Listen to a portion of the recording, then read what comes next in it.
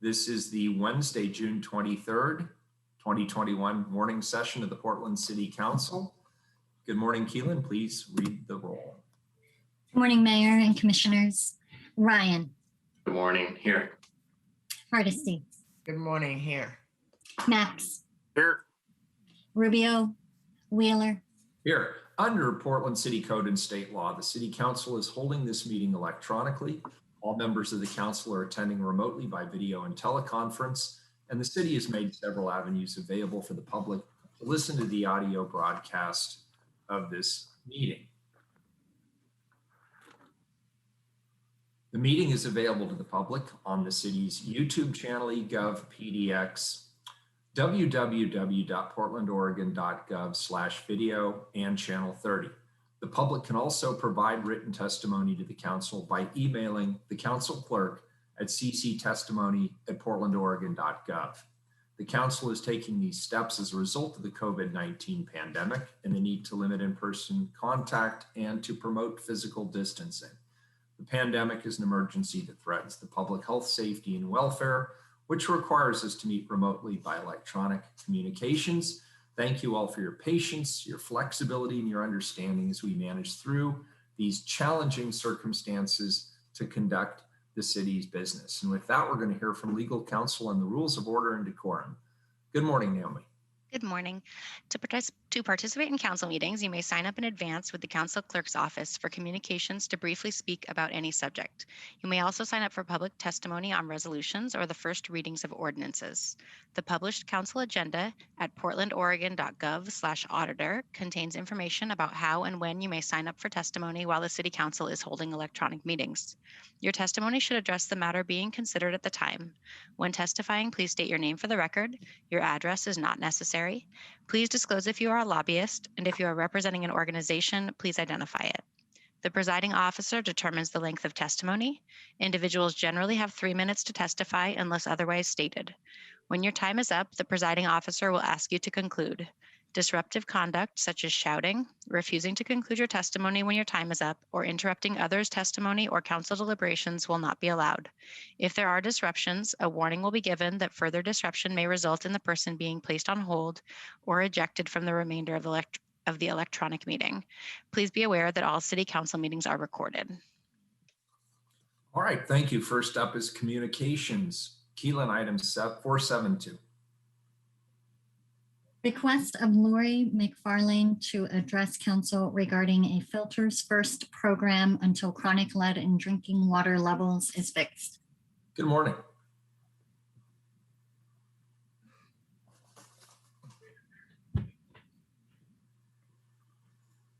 Good morning. Can you hear me? Yes, loud and clear. Great. President Biden recently said, let me go back one. I'm here representing Portland Advocates for Lead-Free Drinking Water. President Biden recently said there's hundreds of Flints. Portland is certainly among those. A cautionary tale because our families, pediatricians, in fact, all of us, only here we have safe and delicious drinking water, unquote, perpetuated for decades by state and local water officials. The Portland water story is about a public water system keeping citizens in the dark. Communication staff drown us in information, then consistently omit the most critical and important facts that we need to know. Advocates are censured and assigned a minder who plays runaround, dodges records request, and gives us non-answers. National experts are quietly ignored and even discredited when they try to engage here. In these ways, PWB has been able to deflect their lead problem 100% to schools, homes, and businesses, despite their many their water lead action level exceedances. Portland Water has had more than a dozen since the EPA required water systems to minimize lead in our drinking water. That's a dozen ignored wake-up calls. In 2019, the National Resources Defense Council, an international environmental advocacy group with teeth, asked to meet with Portland because they were concerned with Portland's lead levels. But PWB kept levels just under EPA's legal limit after exceeding in 2016 and 2017, so the NRDC backed off.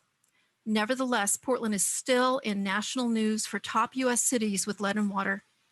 3 national experts called out Portland just last year during congressional testimonies. One of our nation's top civil engineers called the Lead Hazard Reduction Program, the LHRP, he called it Portland's broken lead and copper rule. We were about to hold town halls, but 5 members of the Portland Utility Board, including the co-chairs, abruptly resigned that year. Lead and water was quickly downplayed by Bureau leadership. Besides Mayor Wheeler, who here knew any of this?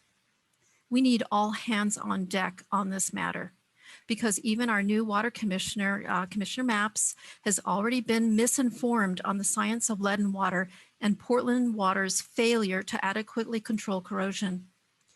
In 1990, the Water Quality Policy Director for Portland Water Bureau wrote an industry paper titled, quote, "Convincing the Public That Drinking Water is Safe," unquote. Inarguably, it remains the Bureau's operating instructions with one guiding principle, quote, "They must be told what you have determined they ought to know." And that has worked well for them, as in 2001, when it was discovered DC had 30 times worse lead than Flint. That year and subsequent years, PWB had similar lead exceedances. Then, when lead was found at both Portland and Newark public schools in 2016, Newark citizens eventually learned citywide treatment issues were damaging pipes and releasing lead. Here, water letters sounded off alarm bells on a low-level parasite. We raise our children here assured over and over that Portland water is pristine as the source water it comes from. But false assurances simply reinforce unaccountability and inaction. Why not protect developing brains now with city-provided water filters, just like Denver, who has lower lead than us? Finally, we're lucky President Biden respects the truth and renewing awareness of lead in drinking water, because officials here have worked strategically and effectively since 1990 to avoid both. Thank you. Commissioner Hardesty. Thank you, Mayor. I was just trying to figure out how much time over this speaker was, because I Substantially. I'm sorry, this is Keelan. Our timer is not working this morning. Lori went about a minute over. I'm using a timer. All right, 473, next individual, please. Request of D. White to address council regarding a filters first program until chronic lead in drinking water levels is fixed. Good morning. Can we remove the PowerPoint? Commissioner Hardesty, the communications have requested that it be up during the first 2. Okay. Hello, can you hear me? Yep, loud and clear. Okay, great. My name is Dee White. Even after the Flint lead crisis in 2014, and even after Newark, New Jersey's lead crisis in 2018, Portland Water Bureau is still allowing a potent neurotoxin to leach into our drinking water while delaying compliance with the lead and copper rule into the unforeseeable future. Even after a $20 million 5-year temporary plant is built in 2022, the Water Bureau, stating no promises or guarantees, will only be hoping for an improvement in our drinking water's dangerously high lead levels, a far cry from compliance with the federal law. It is well known that even at very low levels, lead is an irreversible neurotoxin that's especially damaging to expectant mothers and children's developing brains. Groundbreaking research at OHSU found a link between lead exposure and ADHD. The tallest bar on this bar chart is Portland, and to the right are Rockwood and Gresham, who both buy water from the Portland Water Bureau. Clearly, after looking at this chart of Northwest cities, any member of the public would question our high lead levels. Why aren't y'all doing the same? As elected officials of Portland's archaic form of government, the unilateral power you have been given should be to first and foremost protect us and our families. There is no safe level of lead. Portland's lead levels would be significantly lower if the Water Bureau was following federal law instead of their own less stringent lead reduction plan, which was approved by the Oregon Health Authority 24 years ago, despite serious concerns from the EPA. In fact, in 2016, after the Flint crisis exploded, the EPA ordered the Water Bureau to immediately reduce their unsafe lead levels. But 5 years later, as you can see on this bar chart, nothing has changed.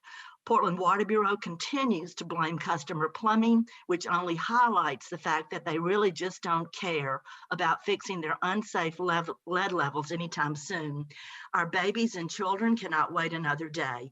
I implore the city of Portland to immediately adopt and commence a filter first water filter program for expectant mothers and families with children under the age of 7 until the compliance goal of minimal lead in our drinking water is reached as quickly as possible as the federal law requires.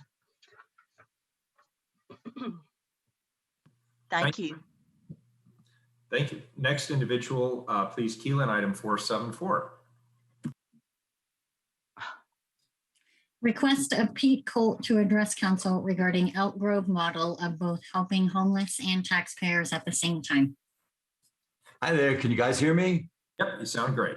So thank you. So first of all, about what we just heard, I have to say from the bottom of my heart to each and every one of you on the commission, thank you, because each and every one of you on the commission had the courage to follow your convictions. And when I hear my fellow citizens saying things like, you don't care, I have to disagree with them, because the reason that you're there is because you do care. So I want to thank each and every one of you. I think now that we've heard this, my first hearing about the water too, I'm sure you all will do something about it. Just like you all really try to do something about the air, about equity, about the problems our city is having. So thank you to each and every one of you commissioners. And I want to say to you all that in the city of Elk Grove, California, okay, a pilot program started to help the homeless. I live in Northwest Portland. I live in the section between 18th and 23rd, where we have the highest concentration of people of color. We have the highest concentration of people who don't speak English as a first language, a high concentration of low-income people, and we have a lot of homeless people on the street. So I run out all the time to give them pudding, but sometimes they're just so floridly psychotic that they can't click out of their paranoia for even a second to have something to eat. So what they did in Elk Grove was, one of the cops down there said, hey, I was thinking about the problem here. She said, let's build a better relationship between the cops and the homeless people. So what did they do? They come up with a system to address the #1 complaint about homeless people, and that is trash. So what they do in Elk Grove, California, is they distribute trash bags, and they go out every 2 weeks to pick up the trash bags. And if they've got the bags, each bag is eligible for $20 in gift cards to a grocery store where you can buy anything but cigarettes, and you can't buy alcohol. So what they say is, when they track these cards, they find that these people are usually buying food and hygiene products. So I'm hoping that the council will reach out to Elk Grove and see if we can establish a similar program here. So thanks a lot, you guys. I hope you all make it through the heat wave next week. I hope all of your families have made it through the COVID okay. Thanks a lot, you guys. Bye. Thank you. And you're spot on about working with those who are homeless to help it make it easier for them to keep their own sites clear. That does, in fact, as you just stated, reduce much of the public resistance and frustration people are expressing. And we are, in fact, working on that. There was in our budget to help make it so. Elk Grove, by the way, said they saved so much money doing this compared to what they would have spent to have crews go out and clean these things up. Absolutely. Yeah. Thanks again, you guys. Yeah, thank you. We appreciate your testimony. Have a good day. Thanks, you too.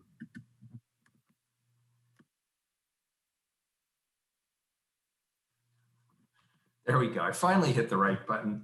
Next individual, please, Keelan 475. Request of Nishika Lowe to address council regarding addressing the homeless crisis. Morning. Nishika. Good morning, council. You can hear me? Yep, you sound great. Amen. Okay. Can you see this?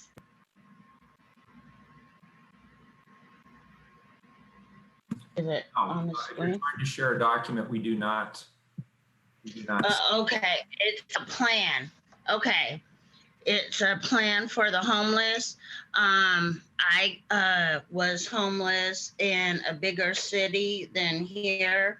Now our homeless crisis done got to that critical stage. They don't have homeless in Miami. And the way they do it is they have green shirts. And these people go around in city cars and they look for tents, anything that looks like homeless. And they go, and these people are actually rehabilitated recovering addicts. They've been recovered for a long time. And they go around the city. They wear green polo shirts, khaki pants. And what they do is they go to certain sites. The homeless know where to find them if they want to come out of homelessness. They go to certain sites every day, but they drive around the whole city. They immediately, you have to have an ID. And if you have an ID, they take you in to the shelter. Immediately, they test you for any sort of drugs, alcohol. If you test for anything above marijuana and alcohol, you have to go to AA meetings while you stay at the shelter. If you test for anything above marijuana and alcohol, you have to go into recovery. They take you immediately to recovery, and they put you in treatment. After you're in treatment for a couple years, some people's treatment's different, whatever their program is. And they go into housing, and then after they go into housing, they become these green shirts, and they go out into the city and they collect all the homeless. They are the ones that know what they've been through and how to talk to them and how to go and convince them to go to recovery or to a shelter. There's a super shelter. In the super shelter, they test you immediately for drugs, alcohol. There's a clinic right on site. There's also a chapel. And that's what I was trying to show you on my design so you would see what I was saying. Thank you for your time, council.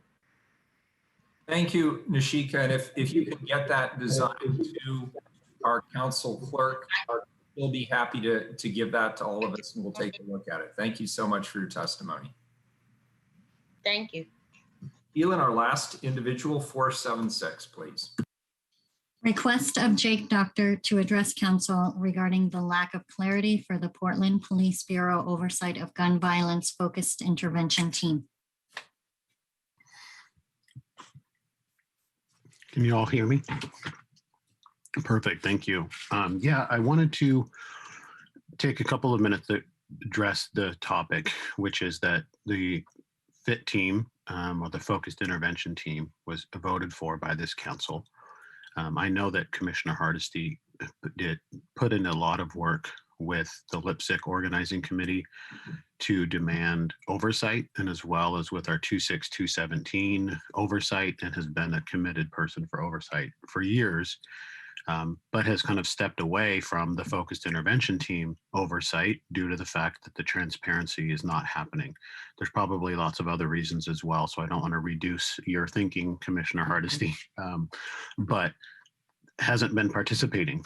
And it means that there's lots of other folks who are participating, but there's not oversight. I've reached out to Mayor Wheeler's office multiple times without getting specific response or information. I've gotten misinformation from his office, lack of clarity. His former staffer, Robert King, provided specific misinformation to me about some specific things. So there's not a lot of clarity about what's happening. And I ask that the rest of the commissioners step in to say, we need to know, this is something that we allotted money for. This is something that had a specific timeline that's not being hit. This is something that the community has asked for, but the community is not being provided clear information about what's going on, who's involved, and if there's any conflict of interests. For example, members of the PSEP organizing committee who were helping build the Truth and Reconciliation Commission are also a part of the FIT community oversight group, and they have to sign NDAs. So I'm confused about how somebody's building truth and reconciliation work while they're also signing NDAs about information that they have about Portland Police Bureau. And we also know that police aren't signing up to work on this team. So it seems like we could be spending this money elsewhere. And with a little bit of time that I have left, pivoting just a little bit, I want to, use the words of the civil rights icon Ella Baker, who said, "Those of us who are not yet ready for the burning will go down to our city halls, go to our mayors, go to our governors, and to our federal government and question why so much artillery is being bought and stacked and stocked to deal with people who are fighting against a repressive system that they have become the victims of. The voice of those who believe that life is more sacred than property must be heard now, if at no other time." But today, specifically about this oversight board, we have a system and a mayor and a police force who have declared loudly that property is their top priority. And I don't speak to those folks now, as we have been given misinformation, we have been lied to countless times, but I speak to the rest of you commissioners, Commissioner Ryan, Commissioner Mapps, Commissioner Hardesty. This is your time to decide if you're going to do the work, and there's already amazing necessary work that's being done in our community. Commissioner Hardesty is doing that with attempting to get oversight that's being stymied. There's so many things that you can choose to be a part of. And is your legacy going to be supporting the business interests of Portland Business Association, or is it going to be? So Jake, let me go ahead and respond to a couple of things, and then Commissioner Hardesty has a comment or a question as well. First of all, thank you for your testimony. Thank you for your editorials. Thank you for your many, many emails. And I have tried to respond to many of them. I have met with you in your own backyard. Yeah. I've made the effort to communicate with you. With regard to the focused intervention team, it's critically important to me because you just gave a quote from a civil rights leader saying property is not as important as people. I agree. That's why I have said the number one public safety priority for our community is the gun violence that is taking the lives of a record number of people in our city. The focused intervention team is an effort, along with other things that the council is doing, to intervene and stop gun violence. But I also heard loudly and clearly from people who said, we not only want the police bureau to have the personnel, the tools, and the training to be able to address this problem. I've heard the community say they also want to be, they want that unit to be accountable and transparent to the public. Thus, the creation of the focused intervention team with a community oversight board. In terms of why you haven't heard anything about the deployment of the FIT, it's because it hasn't been deployed yet. We are still in the process of putting it together. We are still in the process of establishing the oversight mechanism from the perspective of the community, and we are still in the process of staffing it. You are correct that it is not being staffed as quickly as we'd like, because there are a number of people who are asking questions about what the oversight and accountability mechanism will look like. So I want you to know that we are moving forward on it. I am committed to it. It is a substantial change in the way we do things in terms of oversight and accountability and transparency. And so naturally there will be some pushback to that. Change making always leads to some degree of pushback, but I'm determined to move forward and I will continue to update the public as this process unfolds. But as of today, there's nothing by way of data to report to the public because the FIT team has not yet been deployed. Commissioner Hardesty. Thank you, Mayor, and thank you, Jake. I just wanted to correct one thing that Jake said around the Truth and Reconciliation. The Portland Community Engaged Policing Committee is not tasked with putting together the Truth and Reconciliation process. They are developing a process whereby they are going to make recommendations about how to engage the broader community. My office will be working with the community to develop the RFP after the new fiscal year starts.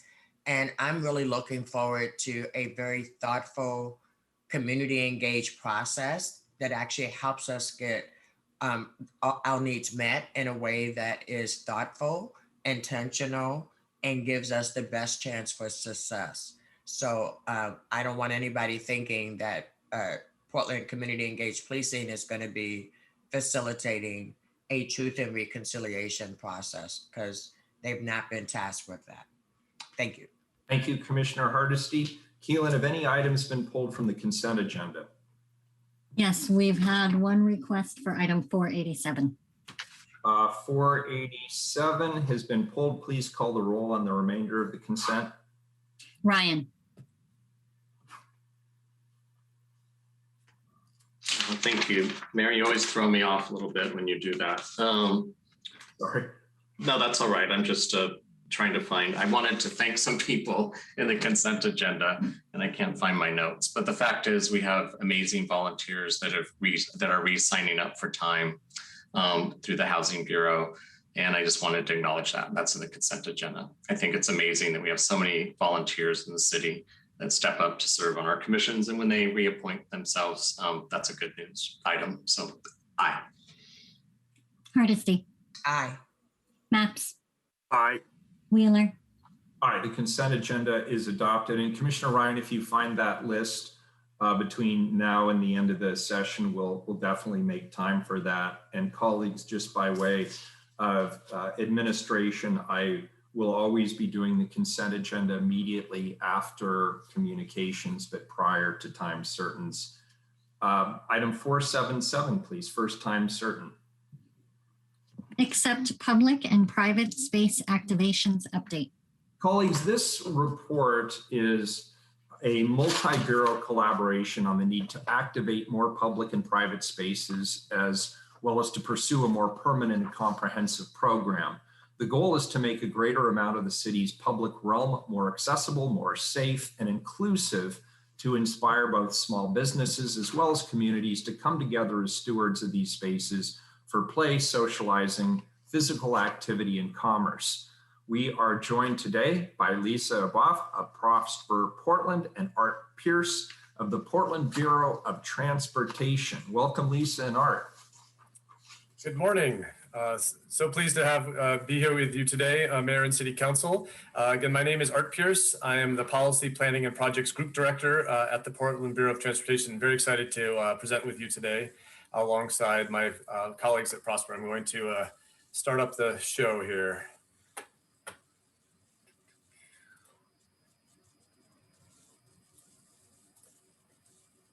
Everyone able to see that?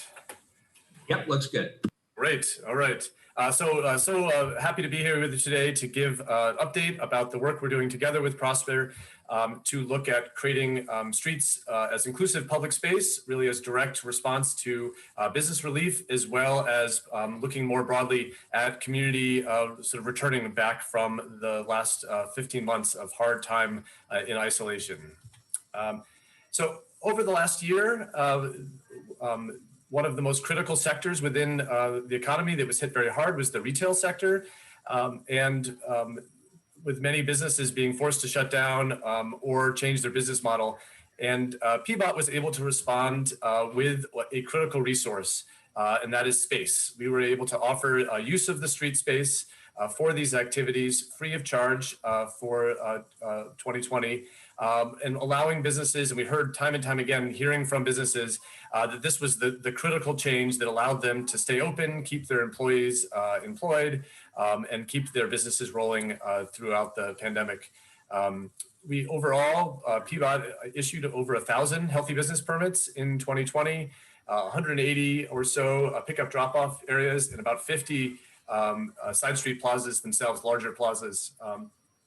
To great reports, hearing both from the business owners, but also the broader community, that this was a really critical moment in this very hard year that we've endured together. It really raises a broader question more generally about our streets. It starts to raise the question, what if instead of a street that looked like this, we were envisioning some streets to be converted to be streets for community? We were looking at some potential streets as being streets for play, where there's not good adjacent park infrastructure nearby. Or streets for family, where you can bring your children, connect with other families, and feel connected to your community. And I think of critical importance also is how can we reframe understanding of who our streets are accessible for and who feels safe and welcome here? How can we center our streets and street spaces around celebrating all of Portlanders and their being welcome to our streets. So for summer 2021, PBOT has launched a pilot plaza program, which is really taking the smaller activities happening that are serving just one business to try to create some broader spaces where we can have connections between those businesses as well as community space to occur. This is a recent installation, just went in the last couple of weeks on Harvey Milk. The precedent for this last summer in fall, we were able to get a grant from the National Association of City Transportation Officials to create what was called the Dream Street Plaza, which was adjacent to MLK at Sumner. And it was able to be really so successful based on a partnership with Prosper and the Alberta Commons building next door and the tenants that had already been intentionally brought in to occupy those spaces. And we were able to create 5 weekend events that had over 20 BIPOC vendors and really creating a Black-centered public space in the historic Albina in partnership with adjacent businesses and adjacent business association and community groups. Here's an image of that street when it was just a healthy business permit in terms of the Old Town Pizza using that space. And then this is an image of that same space activated and converted, bringing in all these broader community uses and additional commerce activities and events, and just how much more lively we were able to make that space.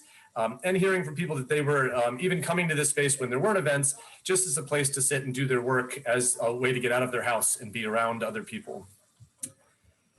Key takeaways for the Dream Street Plaza was that, excuse me. Apologies. Key takeaways for the Dream Street Plaza is this is beyond a permitting activity. This is something that needs to be done intentionally through relationships and partnerships. And there's a lot of a need to attend to maintenance and stewardship of these spaces. So we're not creating spaces that then become attractive nuisances or other unusable spaces. And that those smaller streets next to the major frontages are a key location for these to be able to be created. So here's a image of the prototypical healthy business plaza spaces where we have some picnic tables in the street and we've closed off traffic through some traffic barriers. And what PBOT and Prosper are working on this summer is how to enhance those to create additional street painting, to demarcate the space, wayfinding, so people know that these spaces are there, and welcoming signage and public seating, and then also direct grants with community groups to produce activation events that really help reinforce the fact that these streets are community spaces for everyone to be welcome. As we're looking ahead through the next round of business relief and onto recovery, PBOT really believes that this is a great potential for us to think about public space creation and activation as a cornerstone of Portland's recovery economically and for community. I think in particular, it's really important to recognize how hard the isolation of the last year has been. We are seeing some pretty remarkable trends in terms of the share of adults that are reporting symptoms of anxiety and depression based on their isolation, nearing nearly 40% in this recent survey. And that we think that community space, the ability for people to be near other people and feel reconnected to their community is a critical part of our recovery as a city. It also really raises the question of what makes a complete neighborhood. We currently conceive of a lot of inner Portland as complete, but we don't have these community spaces that provide adequate space for people to connect with each other. And this really starts to become an urban form for Portland and the potential for us to create these types of urban spaces throughout the city that are producing spaces for economic activity as well as community activity. And I think this also produces a opportunity for us to think about these places and these street spaces as economic gardens for commercial activity, where we can be creating intentional space for micro enterprise, partnering with community-based organizations for small events, and then integrating art and design elements to ensure that we are creating welcoming and safe spaces for BIPOC Portlanders. A great example has been the partnerships that we've done with My People's Market, which you'll hear more about later in the presentation. And this has really brought a realization, certainly to me, and I think to our commissioner and other staff, that Portland needs many living rooms. We need to have a number of intentionally curated spaces throughout the city that provide those centers for activity, for gathering, for community events, and that there's the potential of that. We have enough street space to spare to convert for these uses. But there is a very hard cultural evolution that we are continuing to go through as a city in terms of reframing our understanding of how streets function, what their function is for. Is it just for mobility, or can it be for place?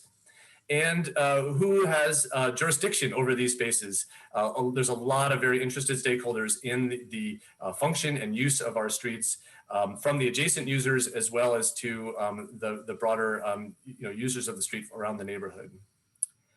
And as we look to convert our spaces from transportation assets to community places, it really is going to bring about the need for some really deep conversations between city bureaus about who is best suited to do this work, as well as partnering with business and community organizations about what can they bring to these spaces, and how can adjacent property owners be supportive, and how can the broader community surrounding these. I think most critical also is the inclusive programming of the space.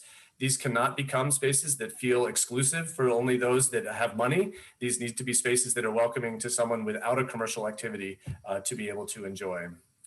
But we don't currently have the funding models put in place for the implementation of those spaces or the ongoing maintenance. And we have to attend to the revenue implications for converting parking to public spaces, and make sure that we have adequate houseless services and partner collaboration to make sure that we're making these spaces successful and vibrant. So PBOT is commencing with this first round pilot this summer, and we'll be evaluating that this fall. We have submitted an ARP request for vibrant, inclusive public spaces that includes this, as well as some community play streets and activation grants through the events action table. And I'll be looking to develop pilot number 2 this fall, heading into next summer, to see if we can expand this to potential multi-block spaces and broader plazas that really respond to our commissioner's vision for taking this to the next level. And planning to keep coming back and returning to council after we've had deeper conversation with business partners and community groups about the best way to form this shared agreements and funding arrangements to make these spaces successful. Now I'm going to pass it on to my colleague Lisa to take it to the next step about how Prosper's been involved in this process. Thanks, Art. Good morning, Mayor Wheeler and Council. My name is Lisa Agwaf. I'm the Director of Development Investment with Prosper Portland. And as Art mentioned, we also wanted to share a little bit today about near-term implementation and activation work we're doing together with PBOT, small businesses, and community-based organizations, because the partnerships have really been key to success as we think about programming these public spaces. And as we continue to provide relief efforts that brings community back together and supports local small businesses in the wake of the pandemic. We've been working with community partners, and that includes things like community-based district managers, business chambers, as well as individual small businesses since early last year to find ways to support our community in a very uncertain time and business environment. And those efforts have really had to adapt to the path of the pandemic, starting early on with providing PPE all the way to today, working hard to bring folks back together safely into the city and commercial corridors in our communities and supporting local businesses. We're pretty excited to share with you an amazing calendar of events that's coming up this summer to engage you in helping to market and promote those events, as well as the small businesses and community-based partners who are helping to put those together, and to invite you to attend many of those events. So our relief started back in 2020, similar to PBOT. Early on, we brought on board a project manager, Michelle Comer, who's also joined us today. And I would be remiss if I didn't thank Michelle. It has been her time, energy, passion, knowledge that has really brought success to many of the events and activations that I'll talk a little bit about this morning. Michelle is singularly focused on connecting our existing business development programs with community partners and supporting small businesses through activations, social media campaigns, and pop-up markets. And one of our lessons learned really has been that it is critically important to have a focused project manager who's working directly with community partners on programming while also navigating across city bureaus. And it takes both sides of both working within community as well as working within the city. And that's a large part of what Michelle is spending her time doing. And early on, this work resulted in some key initiatives, and that included a Be the Change social media campaign. We launched a Shop Local website that has continued to be really important in terms of raising awareness about the breadth of our local small businesses and a particular focus on promoting Portland's BIPOC-owned businesses. We did partnerships with folks like Bike Town to create a video encouraging residents to explore and support the city by bike and alternative means of transportation. We worked with the Old Town Community Association, who brought on board a district manager who has been instrumental to a sequence of events that they called Market, that is located down on Northwest Davis and 4th Avenue, he works closely with local vendors and adjacent businesses, all the way through to hosting a holiday market over at our property on 4th and Burnside. And then we also hosted My People's Market in September 2020, also in Old Town, down at the property at Northwest 5th and Davis Avenue. It featured nearly 100 BIPOC-owned businesses, and in the middle of the pandemic, it was a sold-out event. So it indicates the nature of demand, both within community and businesses, for activations like these. Also going through the holiday season, we worked with Winterland and Mike Bennett to partner with BIPOC artists and youth who each made their own character that were placed within small businesses around the central city as part of kind of a fun scavenger hunt that also got folks out and engaging with the city and visiting small businesses.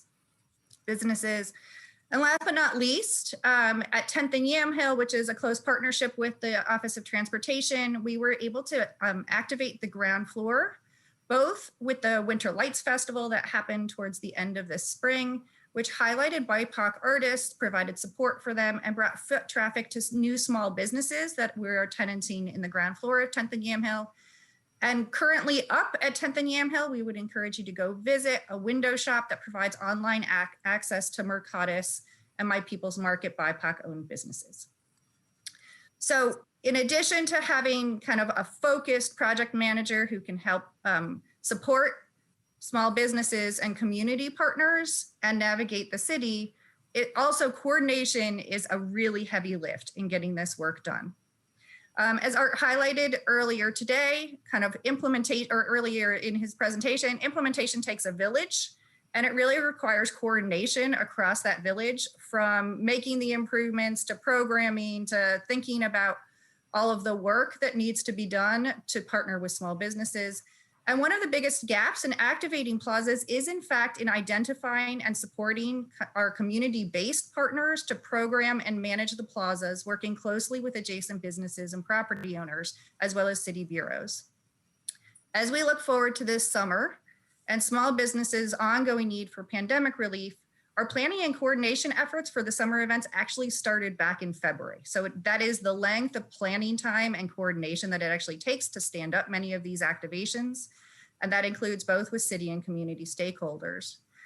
And we understood that several of our city systems, such as permitted, aren't connected with one another. It was going to take somebody navigating across and between bureaus. And it would also require a significant amount of just bringing together bureaus to think in a similar way about the way that we're using and providing access to public space.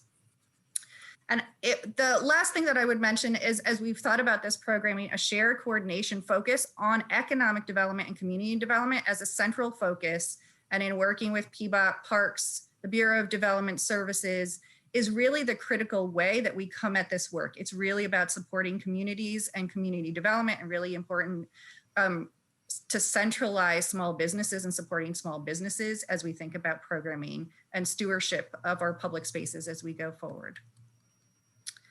So we're excited to share, in terms of our citywide activations work, that the bureaus and communities have come together to provide new and inviting spaces for residents, visitors, and businesses.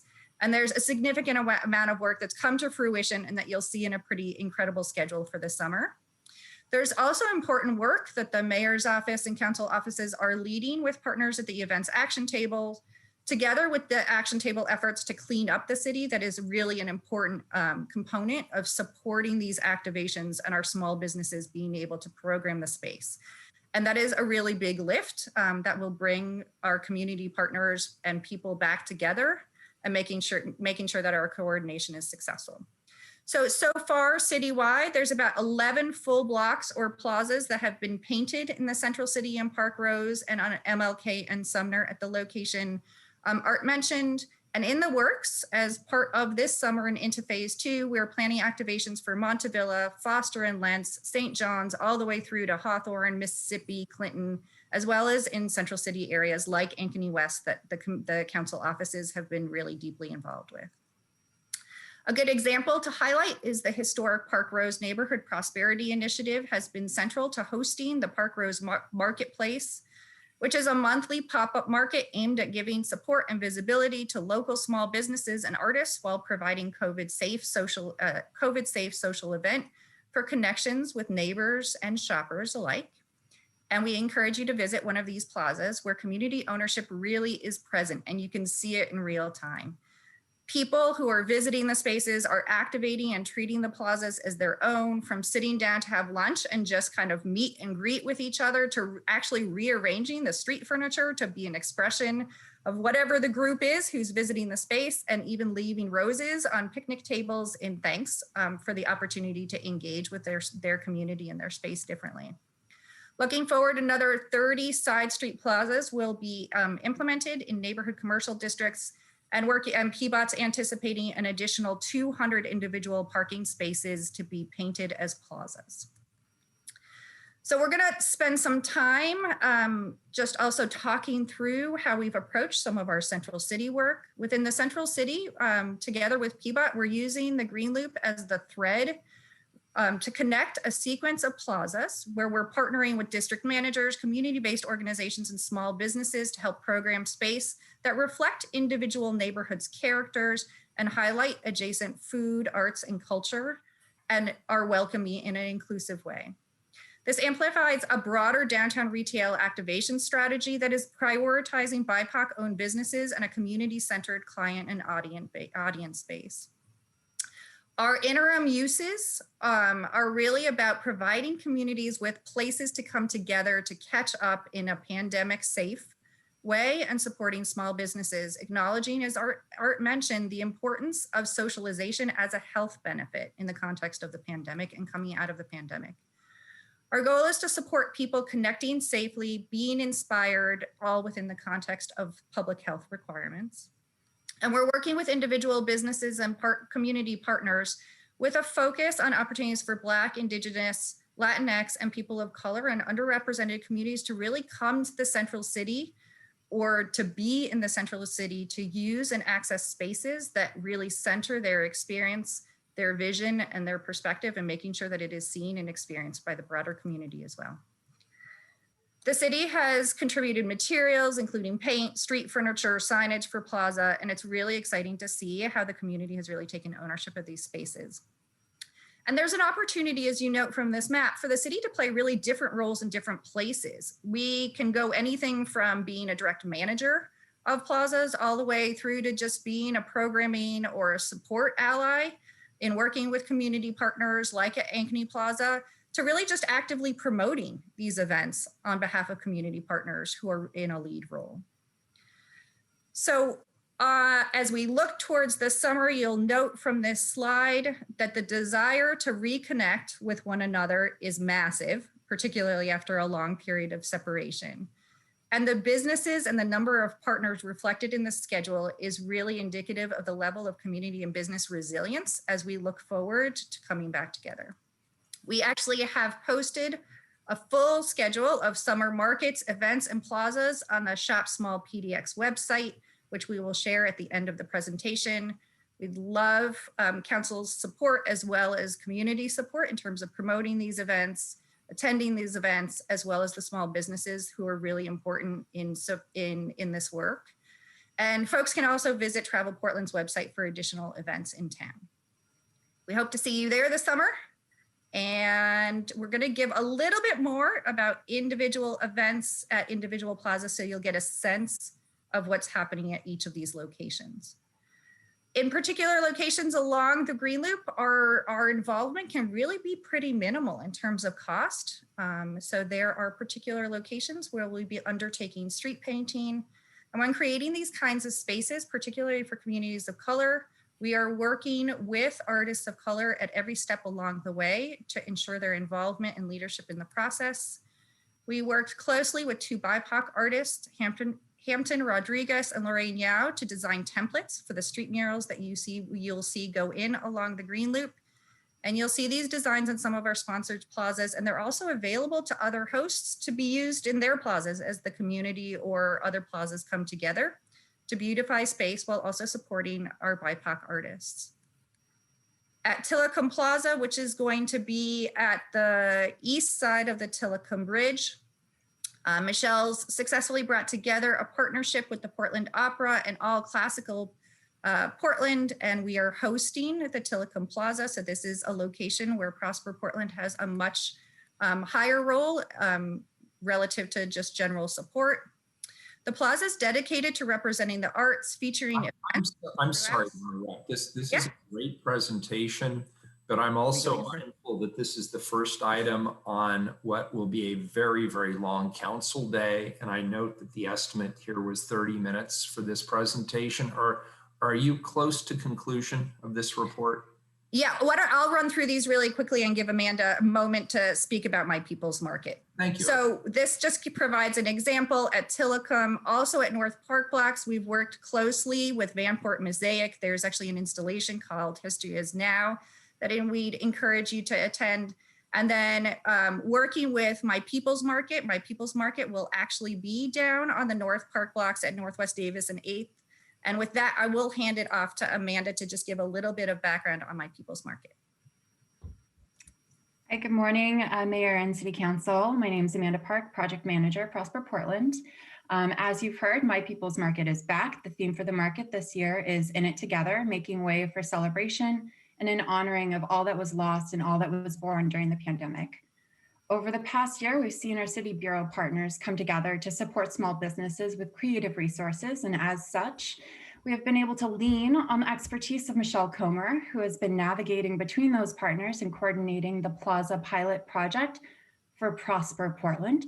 Coordination between the bureaus is key in order to leverage the great work that different bureaus have taken on to support small businesses. For example, like Lisa mentioned, we opened market season this year with My People's Market window shop on the corner of 9th and Yamhill, which features 40 BIPOC makers. Passersby can peruse the windows, scan the QR codes posted in the window, and buy directly from business owners. To keep the space active, we have a healthy business permit so we can host periodic events outdoor to encourage foot traffic at the window shop. And you can join us this Sunday for our second activation where we're hosting free donuts made by Heyday Donuts and music from DJ No BS. Again, that's this Sunday from 11 a.m. until 1 p.m. But that's not all. Of course, My People's Market 7 in the North Park blocks will be actually our largest market yet. The location was a natural fit for the market, especially since a lot of the heavy lifting has been taken care of through the Plaza project. We're hosting 75 vendors each day and are excited to be programming in several surrounding small businesses into the market, including Sante's, a women of color LGBTQ craft cocktail bar.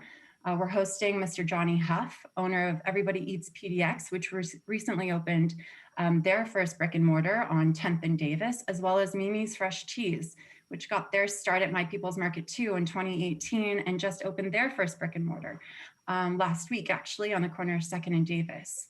We know how much this event means to our communities, and we have several fun surprises in store for market goers. So please follow us on Instagram if you're not already at My People's Market, where we'll announce all the market vendors, artists, and performers, and including our first ever headlining performer.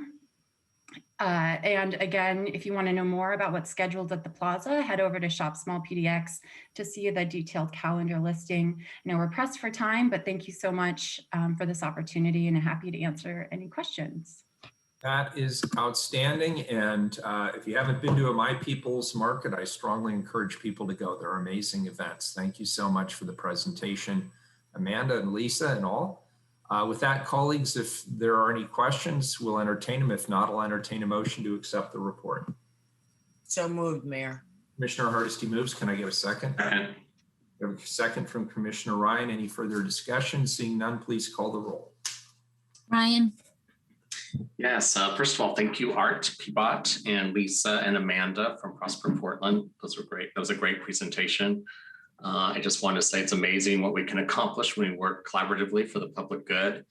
I'll take this opportunity to thank all the bureaus and staff who were part of this initiative in the response to COVID-19 crisis and the mobilized effort to help struggling Portlanders and businesses. Really, thank you for the report. I was particularly taken with the street painting designs and also just the amount of partnerships that even have evolved from stories of outdoor vendors to now bricks and mortar leases, which is great. And I'm really excited in particular about the Telecom crossing, and that's a beautiful design. Anyway, thank you for such an uplifting report. I vote aye. Hardesty.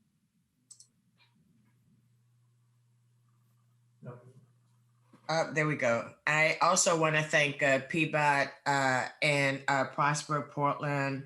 I have to say, it's wonderful when you can go anywhere in the city and talk about the small business activation efforts that we've been involved in since COVID. And to an organization, people just rave at the barriers that were removed so that people could stay in business. My People's Market is probably one of my most favorite activities every year. I tend to spend way too much money and have a lot of regret later, but have a great time participating in it. It's remarkable, especially with Peabot. I want to say when I was assigned Peabot in my portfolio, I had a vision about how do we create these active spaces all across the city of Portland? And who knew COVID would give us an opportunity to really start testing this out in a way that actually really engage both grassroots, community-based organizations, as well as small businesses, as well as artists and placemakers. This is really exciting. And I can't wait for every single corner of the city to have its own activated space where it is car free, where people can access it by walking or by biking or by being on their scooter or just by walking down the street in their own neighborhood. What an incredible opportunity we have to rethink how we actually use public spaces in a way that actually benefits, surprise, surprise, the public. I'm happy to vote aye. Matt? I want to thank staff for that excellent presentation. Like my colleagues, I think this is a really exciting project, and that's why I vote aye. Wheeler? This is absolutely what the city needs: right time, right events, great planning, terrific creativity and innovation. Well done. I vote aye. The report is accepted. Next item, 478, time certain proclamation. Proclaim June 2021 to be Portland Pride Month. Colleagues, thank you. I'd like to turn this over to the city's first LGBTQIA+ policy analyst in OAHR, the Office of Equity and Human Rights, Lex Akshowski, who will then introduce our esteemed community panel for this special event. Take it away, Lex. Welcome. Thank you. Thank you. Good morning, Mayor Wheeler and commissioners. For the record, my name is Lex Akshowski. My pronouns are they, them. And like the mayor mentioned, I join you today as the City of Portland's first LGBTQIA+ policy analyst. I'm entering this position after several years as Chief of Staff for multiple equity-focused state legislatures in the Portland delegation, including Representative Karin Power, Representative Akasha Lawrence Spence, and most recently, Senator Casey Jama. It's an honor to serve in this role and to provide critical focus on issues affecting queer Portlanders both within and outside the walls of City Hall. I'd like to recognize the advocacy of many community-based organizations, dedicated city employees, and to the mayor's office to create this position. I'd also like to thank the generations of queer activists and advocates that came before me, including some of those who are on the call today, including Kathleen Sadat, Rupert Kennard, and Deborah Porta, for paving the way for a position like this to exist in city government. Over the next few months, I'll be meeting with LGBTQIA city employees as well as LGBTQIA community groups to prioritize their needs within my work plan. From there, I look forward to working with all of you as well as Bureau leadership to move the needle on these matters. Portland is largely hailed as a queer bastion with a high scorecard from the Human Rights Campaign Equality Index, and for good reason. Portland has fostered an inclusive culture where many individuals feel like they can express their truest self. And Portland has services to assist in this, from the inclusive family planning programs to our gender neutral bathrooms available in parks facilities. And similarly, the creation of my position speaks to the ways that Portland is striving to do right by the LGBTQIA+ community.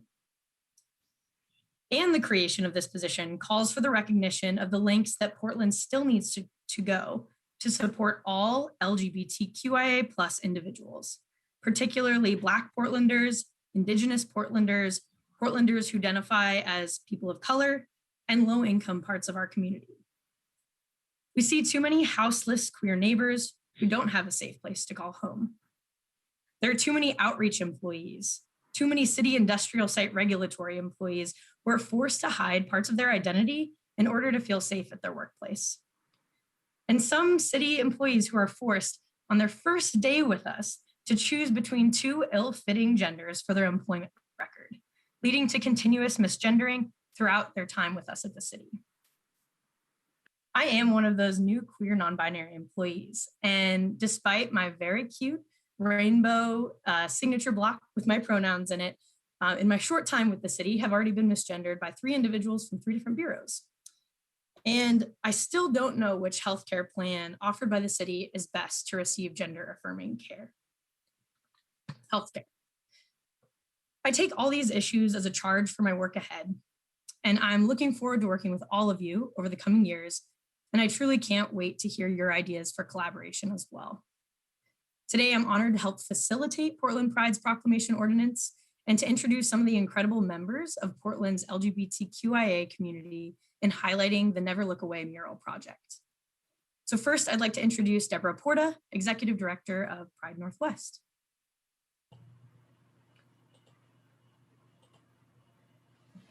Thank you, Mayor Wheeler, Commissioners. My name is Deborah Porta. My pronouns are she, her, and I'm the Executive Director of Pride Northwest. Pride Northwest, in partnership with a group of local public art producers, is installing Portland's first LGBTQ+ specific public works mural downtown. LGBTQ+ people have long been excluded from or completely written out of history. That's why this mural is more than a picture on a wall. This is our community's opportunity to tell our own story, to record our history. Our mural is proud, our mural is political, and our mural is an act of resistance here to normalize the voice of queer story. The Never Look Away mural and the educational resources that will accompany it will spread a message of equity, inclusion, and empowerment. Portland, a city continually working to overcome its discriminatory past, will now have a landmark born from the hearts and struggle of those whose mere existence has been maligned and erased. This is one step in building a more accessible and inclusive history for Portland, as well as future, where all can experience the joy of connecting to their forebears. And that, we hope, will lead to a deeper understanding of what embracing a community for all really means. I should have a slide showing, I believe. Yep, now it's there. So really quickly, this is the current rendering of the mural. As with any large project like this, there may very well be minor adjustments happening as we go along. Can we go to the next slide? Throughout this process, we've sought 2 things. We sought a high visibility location for our mural because we wanted to create and foster normalization of queer voices. Even in a city like Portland, where LGBTQ+ people are more accepted than in other places, we have a long way to go. Our goal is to celebrate the resilience and contributions of the LGBTQ+ community in Portland and to remind our people that we are the makers and creators of our own stories. Each of the people included in the mural has left and is leaving an indelible mark on our community, breaking boundaries, creating change, and challenging systems that attempt to relegate them and us to second and even third-class citizenship. Pride Northwest is honored to be part of this project, and we invite all of our community, old and young alike, to see themselves in this mural and to understand that every queer person in this city is just as courageous and impactful as the amazing people up on that wall. Thank you. Thank you, Deborah. Next, I'd like to welcome Kathleen Sadat, a longtime activist, advocate, and champion of human and civil rights for the LGBTQ community, communities of color, and other marginalized communities. Welcome, Kathleen. I believe you might still be on mute.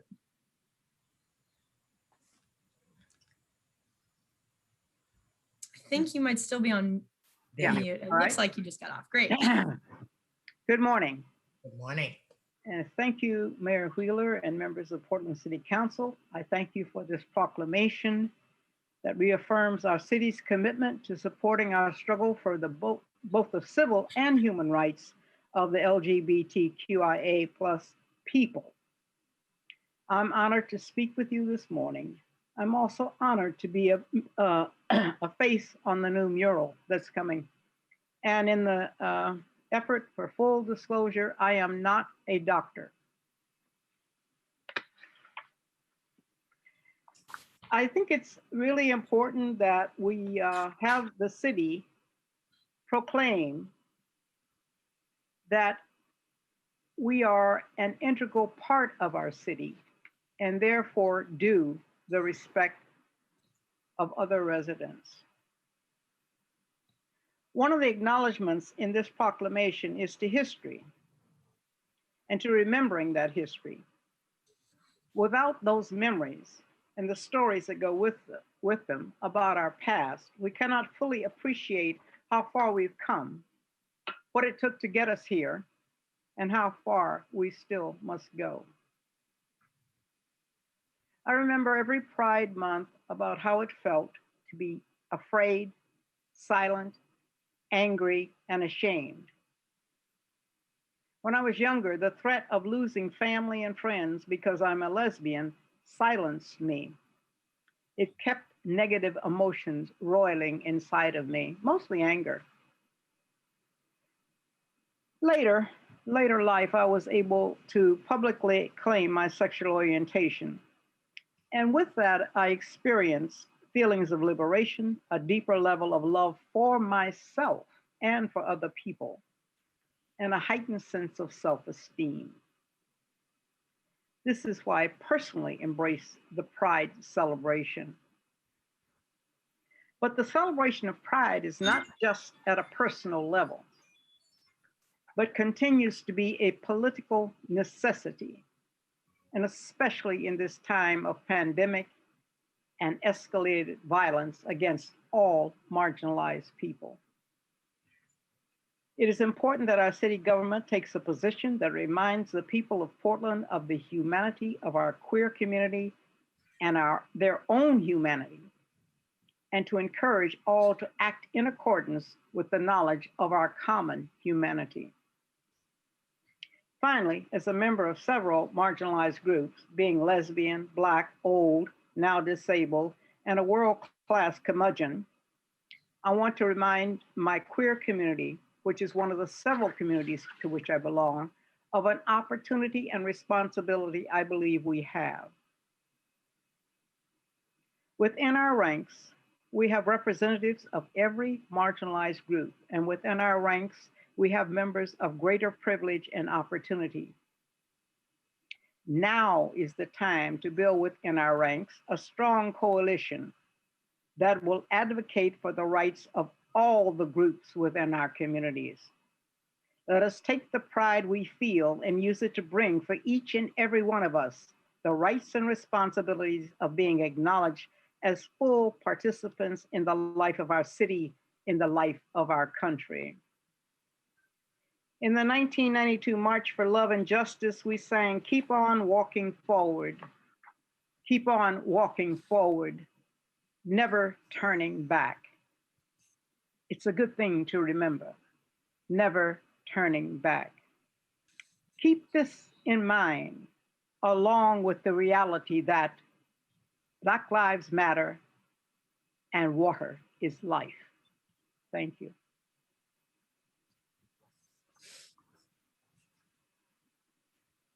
Thank you so much.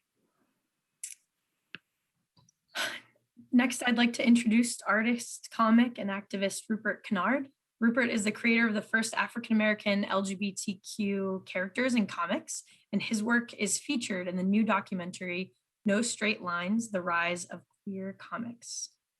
Welcome, Rupert. Thank you. Thank you very much. Thank you, Mayor and commissioners. Echo so much of what Kathleen has shared with us this morning.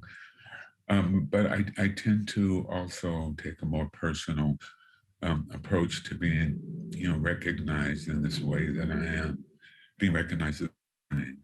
So it takes me back to when I first arrived in Portland in 1979, having graduated from Cornell College. And arriving in Portland for the first time, kind of fresh from a college campus where I'd been active in the Black Student Union and comic strip, I my art. So arriving in Portland in 1979, open to wanting to be a part of the African American community and the queer community. And I was very, very fortunate to meet Kathleen Sadat, Cliff Jones, Elizabeth Waters, and Amani Jabari. And they really, at the time for me, I would say that they served as people that I really wanted to stand on their shoulders in terms of the kind of activism I really wanted to do. And through that connection with those people and, you know, a number of others, I ended up interacting with other pretty progressive organizations and groups. I'm very, very proud to have worked with the Storefront Theater, Lesbian Community Project, Cascade AIDS Project, the Scanner, Brother to Brother, and the National Organization for Women. It was very important for me to, in a way, steer one of my passions, which is art, through a graphic design business that really wanted to work with a number of these organizations just to give them a more powerful presence in our community. So in the end, I end up with all of this recognition recently as I've grown older. I think I've been touted as a community leader, someone who's been influential.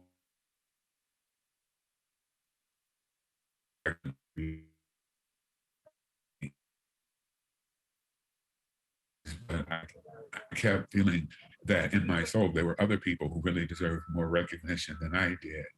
But the moment people started emphasizing that what I was being recognized for had to do with a love and a promotion of community, I took everything in. I immediately knew, well, I do love my communities.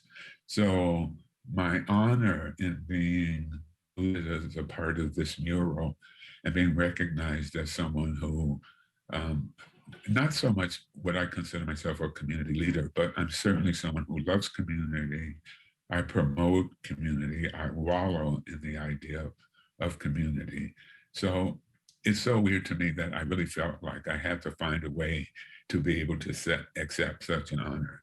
And if I am being honored for my love of community and my embracing of the many communities I'm a part of, then I am so proud to be a part of that mural. So thank you guys for the recognition. I truly appreciate it from the bottom of my heart. Thank you so much for those comments, Rupert. And I just feel so honored to be in the presence of all three of you as well. You all have shown so much love to our community, and we so appreciate that. So Mayor, Commissioners, that does conclude our presentation. Thank you for your time today and listening to just a few of the ways we're celebrating our queer community this year. And we know, although the past year has been incredibly difficult for queer Portlanders, especially Black Portlanders, Indigenous Portlanders, Portlanders who identify as people of color, this community is so resilient and there is so much to celebrate. So at this point, Mayor and Commissioners, we'd welcome any questions, comments, or reflections you might have.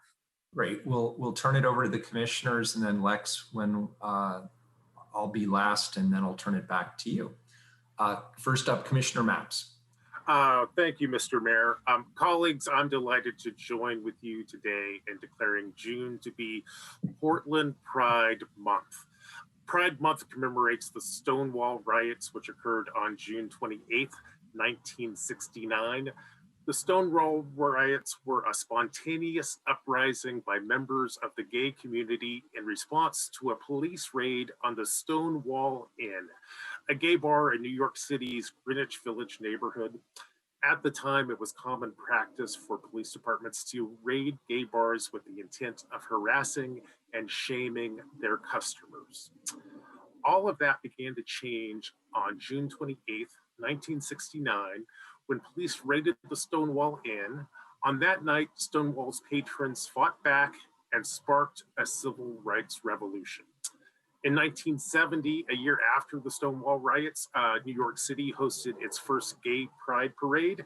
It was called the Christopher Street Liberation Day, and it was intended to commemorate the Stonewall riots. The concept of setting aside a day and eventually a month to celebrate and demand gay liberation quickly spread around the globe. In 1971, gay pride parades were held in Boston, Dallas, Milwaukee, London, Paris, West Berlin, and Stockholm. By 1972, parades spread to Atlanta, Buffalo, Detroit, Washington, D.C., Miami, Philadelphia, and San Francisco. And in 1975, Portland held its first Pride celebration, when a group of about 200 people gathered in the South Park blocks near Portland State University for a gay pride fair, which featured arts and crafts, food, and dancing. In 1976, Portland held its first gay pride march. Portland activist Kathleen Sadat, who has given so much to the city and is with us today, helped organize Portland's first gay pride march. Sadat remembered that march this way, quote, "We were marching along and doing chants, being scared and seeing people on the sidewalk who we knew were gay or lesbian, but were afraid to join the march." Today, it's important to remember the courage it took and still takes to come out, to celebrate LGBTQIA identities and demand LGBTQIA rights. And on this day, it is important to recognize the incredible civil rights victories won by Portland's LGBTQIA community. For example, in 1977, the city of Portland issued its first proclamation for Gay Pride Day. In 1987, Portland City Council approved an ordinance stating that city employees cannot be fired solely because they were gay or lesbian. In 1991, Portland City Council adopted a civil rights ordinance that banned discrimination in housing, employment, and public accommodations based on sexual orientation. In 1993, the city of Portland extended health benefits to domestic partners of city employees.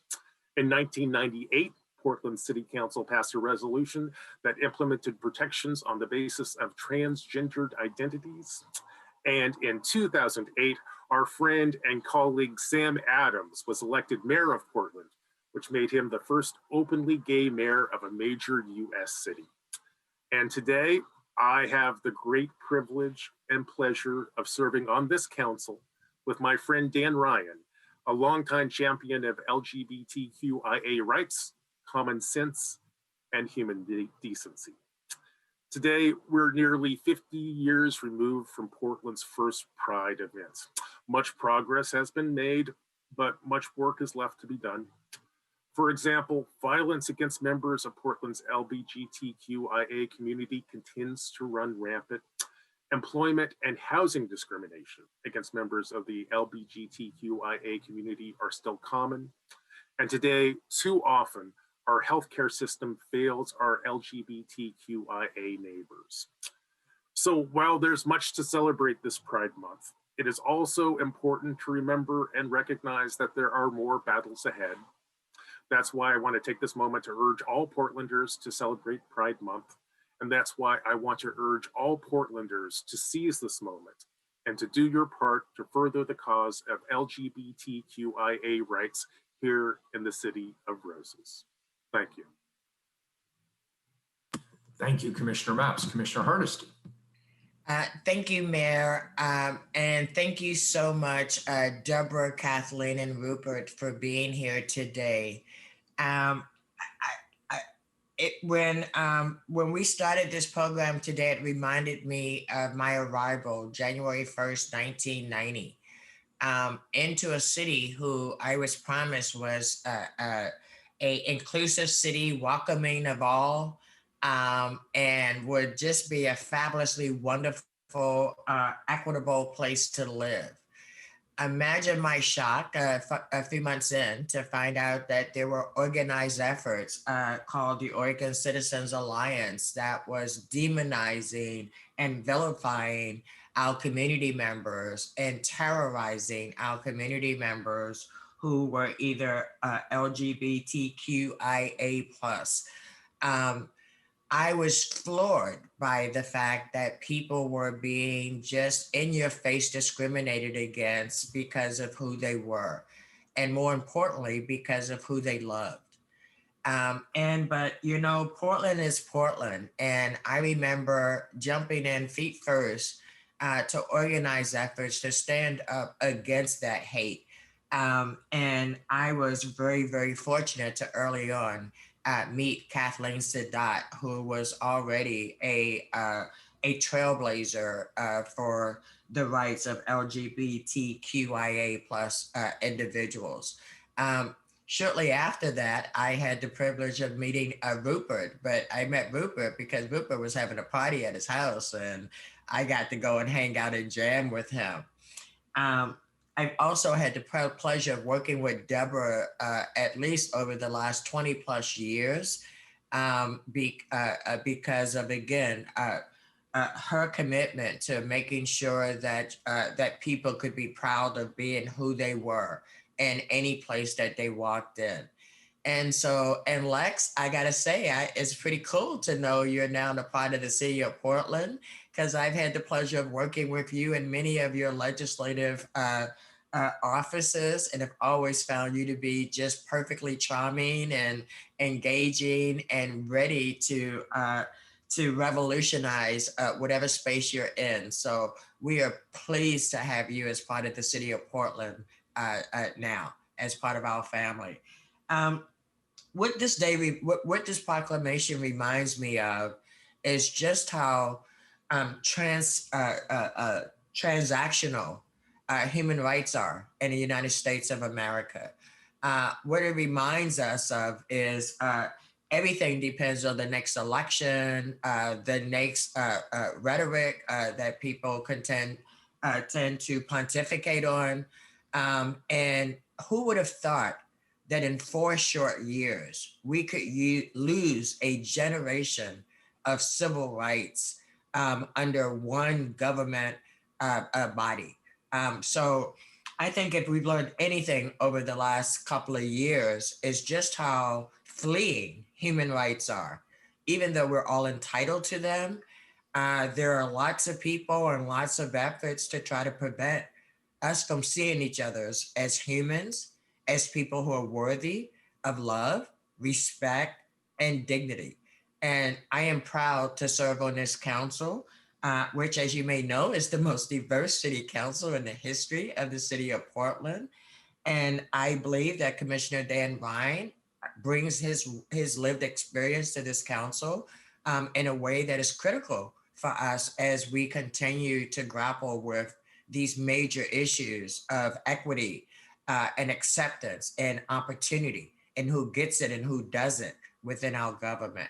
So I applaud all you sheroes and heroes who showed up to speak your truth today. And I feel privileged to know each and every one of you on a very personal level, and know that the honors that are being bestowed on you, Rupert Kennard, and you, Kathleen Sadat, and you, Deborah Porter, are so well earned and so I'm so happy to support these honors and this appreciation from the bottom of my heart. You all are trailblazers in your own right. And I just can't wait to go down and celebrate that new mural. Thank you all for being here. Thank you, Commissioner Hardesty. Commissioner Ryan. Yes, thank you, Mayor. And thank you, Lex, for organizing this amazing platform today. The program was amazing, and it's really good to see you, Deborah. Thank you for your leadership and your resilience for managing Pride Northwest, especially the last couple of years. You've shown so much resilience and flexibility. And thank you, Kathleen Sadat and Rupert Kennard. I've kind of put you together because I met you basically, it seemed like in the same minute of my life. And Commissioner Hardesty, were probably dancing at the same party. I just don't know it, but there was nothing like dancing in Rupert's living room. So anyway, this is a special morning, and it's because all of you that are here. I decided I don't have any prepared remarks. I'm just going to tell some stories, and it's about my experience of what it was like to be gradually coming out. And I mean that because there's so many layers to coming out, and everyone that's queer understands what I'm saying. And each city I lived in had a different decade, if you will. So in the late 80s, I moved to New York, basically because I couldn't get a job in Portland. The market was really bad in the mid 80s. And I came from a part of town and a broken family and didn't have any connections. So I thought, well, I'll move to New York City. Why not? And I always wanted to live there. So that's where I ended up. And I'll never forget going to my first Pride. It was probably 86, 87. And I got together with some friends. I went to Rutgers College for 1 year. So they all were basically, all the queers from Rutgers lived in New York City. We were all, tripled up in studio apartments thinking we were so cool. And I just remember how I felt being on Fifth Avenue with all these people and how affirming it was. I was giddy. And then I ran into an authority figure at the place where I worked, New School University. And, I was excited to see this person. And they seemed excited to see me. And then the next day at work, I thought it was my time to go into their office and proclaim how wonderful it was to connect. And they basically told me to button up and don't talk about that at work. So I went from this moment of pride to this really awful moment of shame. And that was my experience in 1987 in New York City. Then I fast forward a little bit to Seattle, and I think it was 92. Mayor Norm Rice at the time appointed me to what was called the Seattle Commission for Lesbians and Gays. And I became the co-chair, and we were marching in the parade. And the news coverage I was on a couple stations that night. And so the next day I went to work, again, was feeling all this joy and pride, and definitely more than an activist part of my life. I was out then. But I went to work the next day, and I heard through the executive assistant that the big boss was not pleased that I was seen all over the news and that board members were concerned. So again, I went from this pride to this shame, like within 24 hours. And, shortly thereafter, I got a wonderful job where it was very welcoming. But my point is, for those of us that are my age, that wasn't that long ago. And I don't forget. And then moving to Portland, I have a couple other experiences. When I came back home, I came home because I thought I was going to die. I told I had 6 months to a year, and I had good timing with the medicines coming out for HIV that gave me a new lease on life. And I told myself I was going to be active in schools and churches. And I chose those two areas because I felt like we were never going to get real equality with marriage and such unless we started to be out in places such as schools and churches. So I'd march with those units usually in the Portland March. But the story I want to tell about that is I was a member, I became active at Ainsworth United Church of Christ. Real quick, it's a church that came together with a traditionally African-American church and a traditionally Caucasian church, and they became one. And then through that process, they also decided they were going to become open and affirming and host the HIV Day Center. Little did I know that the person I sat next to was someone that was having a hard time with all of these changes. She just became my friend, Edith Anderson. And so a couple of years later, the march was the next day, the Pride Festival, and she called me up and said, so we shouldn't take two cars, so come pick me up in the morning and make sure you bring a change of clothes. I said, well, I was going to wear one. She goes, no, you're going to dress right for church, and then you're going to dress right for the Pride March. And I go, okay. So the story about Edith was that she was one of the big resistors to all these changes. But again, I didn't know. She was just always really kind to me. And here she is telling me what to do. She became my mother figure because my mom had been deceased for a while. I'll never forget that parade. It was when the route was different, Deborah. It went all through downtown Portland. It was not as short and focused as it is today. And she was in her mid 80s. And we drifted back a few units, and I just stayed with her. And watching people react to her and I together was such a beautiful experience. And Kathleen, when you said keep walking forward, I always think of Miss Edith Anderson and how good she felt, she said, to be in that march. Because as an African-American woman born in a small Black only town in Oklahoma, and then coming to Portland, she'd seen more, and I was talking about being on shoulders than I ever could.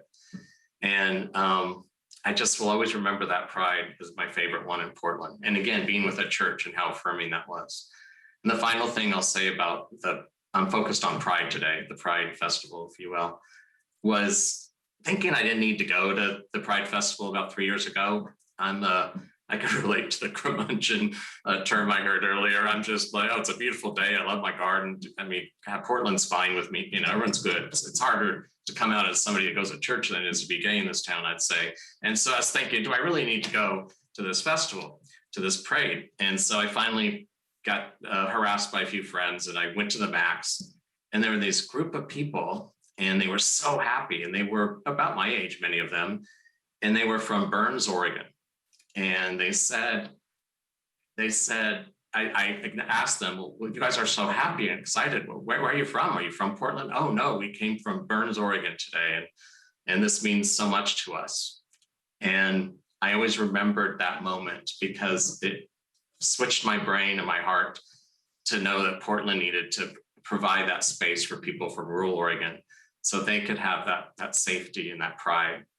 And throughout this journey, it's been awesome to really experience that shame going away and dissipating and filling it with grace. And so I am so grateful to be here today with all of you and to serve this city as an openly gay man, as somebody that's lived with HIV for decades with grace and honor and pride. Thank you. Thank you, Commissioner Ryan. And I want to thank you, Commissioner Ryan, and all of my colleagues. This is a day where I stand with a tremendous amount of pride to serve on this council with these individuals. Thank you. I'd also like to thank our guests, Deborah, Kathleen, Rupert. As always, thank you for your leadership. Thank you for being here. Thank you for your heartfelt remarks. Thank you for being inspirations to future generations in this community, as well as all of us gathered present. And Lex, I really am excited to see the work that you're doing. This is great, what you're doing for our city and for our city government, as well as our city writ large, and the entirety of our community in your new role. You're doing an outstanding job, and we're very excited about what you're doing. I also want to thank Commissioner Ryan specifically and your team for co-sponsoring this proclamation. I want to thank the LGBTQ plus and Friends Affinity Group, who have done so much work, and they've done it largely unpaid. They've done it on volunteer time to create incredible events like this, like the Transgender Day of Visibility, and they offer up their own lived experience to help shape city policies and to also try to make the city of Portland a more inclusive city for everyone to love.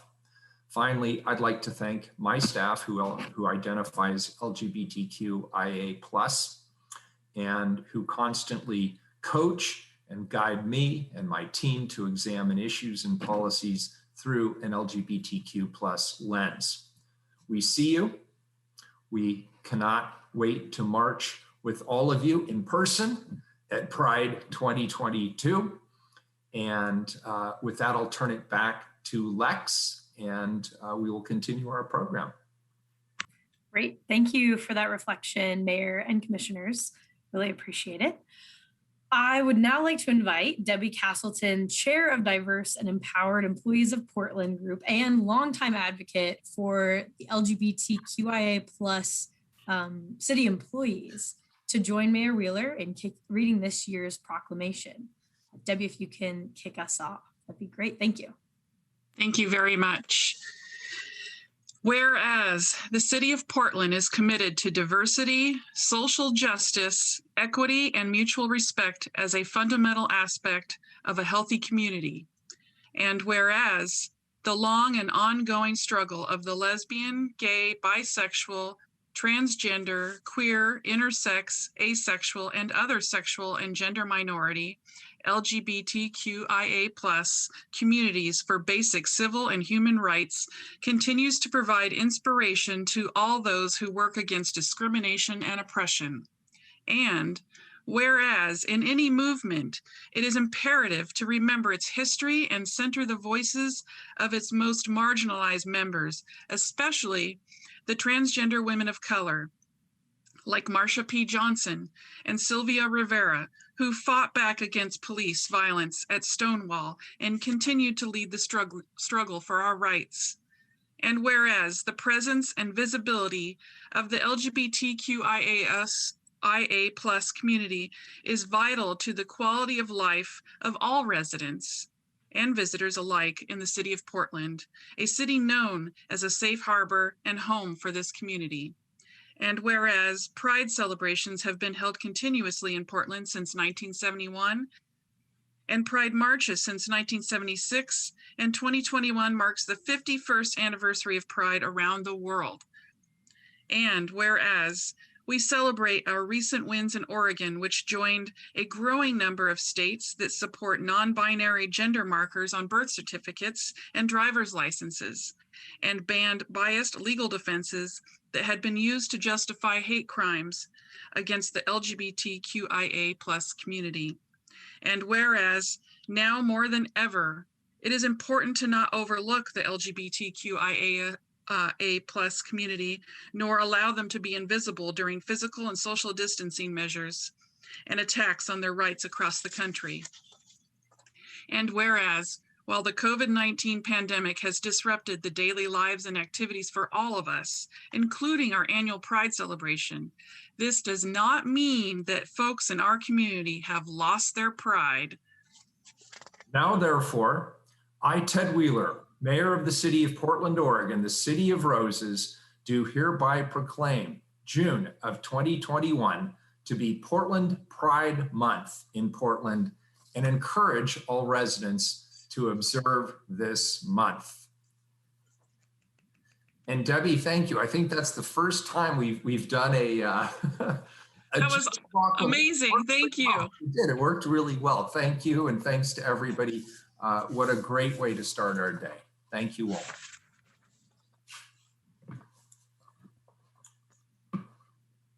Keelan, item number 479, please, the second reading. Amend the comprehensive plan map and zoning map for properties at 2636 Northeast Deacon Street, 6705 Northeast 27th Avenue, 6623 Northeast 27th Avenue, 6325 Northeast 27th Avenue, and 6305 Northeast 27th Avenue at the request of the Concordia University Foundation. Colleagues, this is a second reading. Any further discussion? Seeing none, please call the roll. Ryan. Yes, this is a very important first step in a larger dialogue between the city and the community. It's a smart first step. I vote aye. Hardesty. I hope that the city of Portland is going to be on the auction steps this week when Concordia University is up for auction. I think it's an investment that would pay dividends long-term for the city of Portland, even though these properties were owned by the foundation and they are not part of the campus, which is why I am happy to vote aye on this today. But just want to remind folks that the auction is coming up. I vote aye. Maps. Aye. Wheeler. Aye, the ordinance is adopted. Next item, 480, time certain. Accept report on food cartology 2021 recovery in Central City. Excuse me, Mayor, point of order. Please, Commissioner Hardesty. Thank you, Mayor. Is it possible to read 496 with this item as well? Which one, Commissioner Hardesty? 496. 496. Yes, which is the Ankeny Food Cart wiring district waiver. I don't have any objection unless anybody else can figure out why we might have an objection. Legal counsel, any objection to that? I have no concerns with that. Great, then let's go ahead and do that. Please read 496 at the same time, please. Authorize a waiver to Title 17 Underground Wiring Districts Code to allow for the placement of electrical conduit and lighting in the public right-of-way at Ankeny West. Thank you. Commissioner Maps.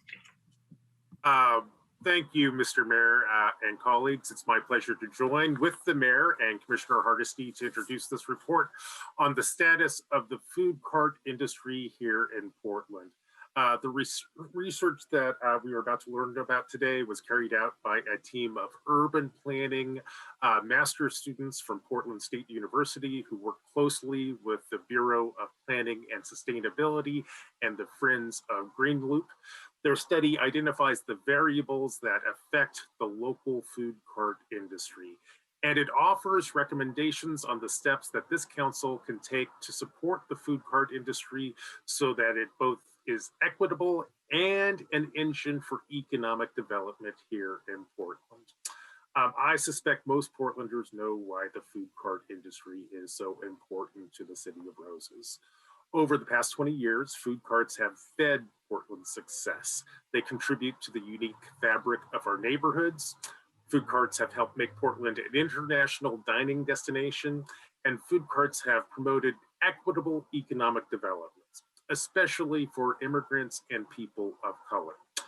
While food carts have been an important part of Portland's recent renaissance, the role of food carts in Portland's future is uncertain.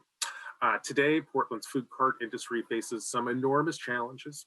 Of course, COVID devastated Portland's entire restaurant industry, including food carts. And as Portland becomes a denser city, it is increasingly difficult to find locations for food cart pods. Colleagues, this council will have a significant influence on the future of food carts here in Portland. That is an awesome responsibility, and that is also why I am so excited to receive this report from some of the best young urban planners here in Portland. Their research will help this council develop a better understanding of how the policies we adopt can either promote or inhibit the growth of Portland's food cart industry. To tell us more about this important research on the political economy of Portland's food cart industry, we have Laura Lillard from the Bureau of Planning and Sustainability. Welcome, Laura. Thank you, Order, Mayor. Commissioner Hardesty.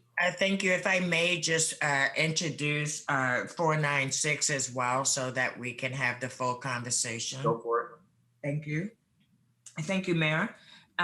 We have before us an ordinance that will allow the installation of our newest downtown food cart pod, the Ankeny West food carts. As you know, each of our offices have been involved in trying to help the Ankeny food cart owners be able to relocate and be able to sustain their economic vitality. Downtown is an underground wiring district, and to allow electrical connections to the food carts in the public right-of-way, we need to pass this waiver of those restrictions.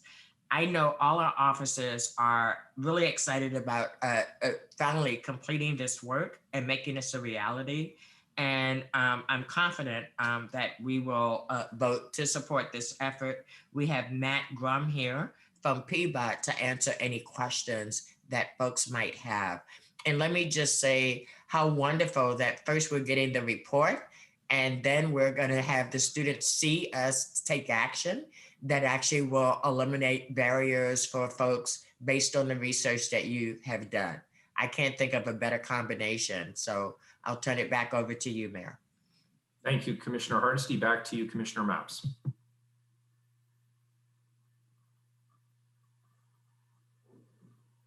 You're muted. I'll kick it over to staff now, if we have staff. Thank you. Here to present. Okay, thank you so much. Can you hear me okay? Yep, you're good, Laura. Okay, great. Good morning, Mayor and Commissioners. My name is Laura Lillard, and I'm a senior planner with the Bureau of Planning and Sustainability. Thank you so much for having us today. Every year, graduate students in the Master of Urban and Regional Planning, or MERP program at Portland State University, work in teams to complete applied planning projects known as the MERP workshop, which gives students hands-on experience with real-life community-based planning and close consultation with a committed partner. The projects this year were required to contribute to response and recovery of communities impacted by COVID-19 with a specific focus on frontline communities that are underserved and experiencing worsened disparities, especially our Black, Indigenous, people of color communities and low-wage essential workers. BPS teamed up with Friends of Green Loop to partner as a client for one of those student workshops, and you will be hearing from the students directly. I am pleased to introduce a report to you today, the Food Cartology 2021, Recovery in the Central City. Food carts, as Commissioner Mapps noted, are a well-loved part of Portland's local economy and street vitality. They offer a low bar to entry for entrepreneurs, especially immigrants and communities of color. And we believe that food carts will be an essential component to the recovery of our city as they were in the last recession. So it's important that we understand the barriers and opportunities directly from the food cart workers and owners so that we can support them.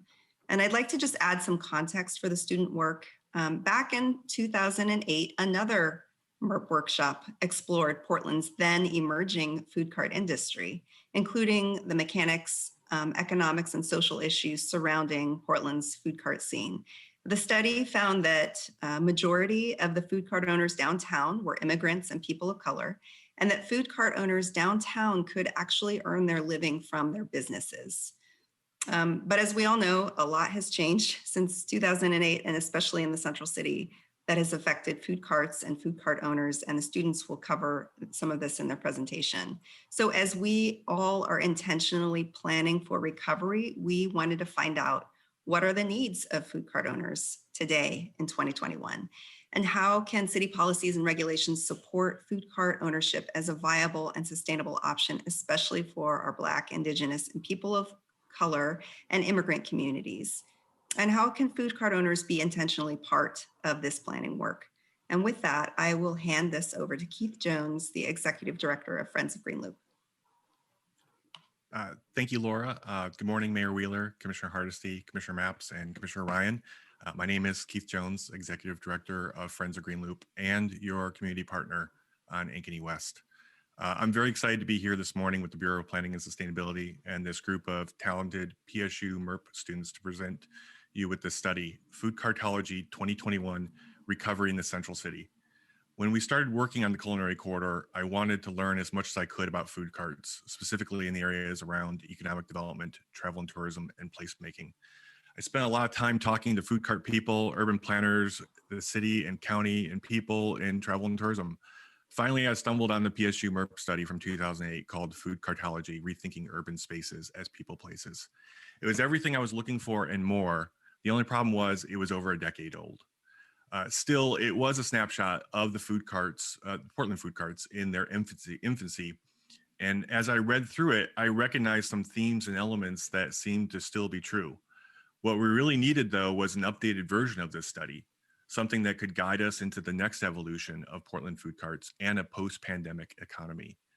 But also, it's taken almost 3 years to get Ankeny West up, and the process has been frustrating for everyone.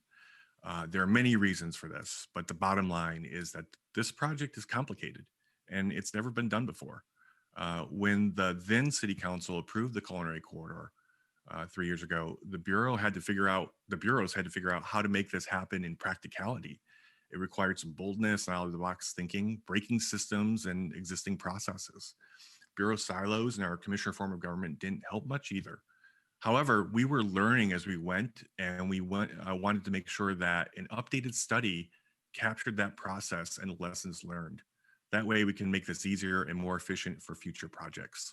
So we approached PSU about developing a sequel to the 2008 study. I'm very happy to say they accepted. They used Ankeny West as a case study, but also performed an exhaustive study and analysis of the subject, interviewing countless stakeholders, and could have written several more volumes had time permitted. A lot of careful thought went into this study, and this work can be used to create more private-public partnerships like Ankeny West, and can easily translate to the Healthy Business Program. Working with the City of Portland and PSU to update the landmark 2008 food cart study was an amazing experience that resulted in a roadmap for the next evolution of Portland's vibrant food cart culture. The report findings give us the infrastructure needed to ensure food carts have a place in Portland for many years to come. I encourage everyone to read the full report on our website, pdxgreenloop.org. But for now, I'm happy to turn it over to these talented students to give you the highlights. Thank you.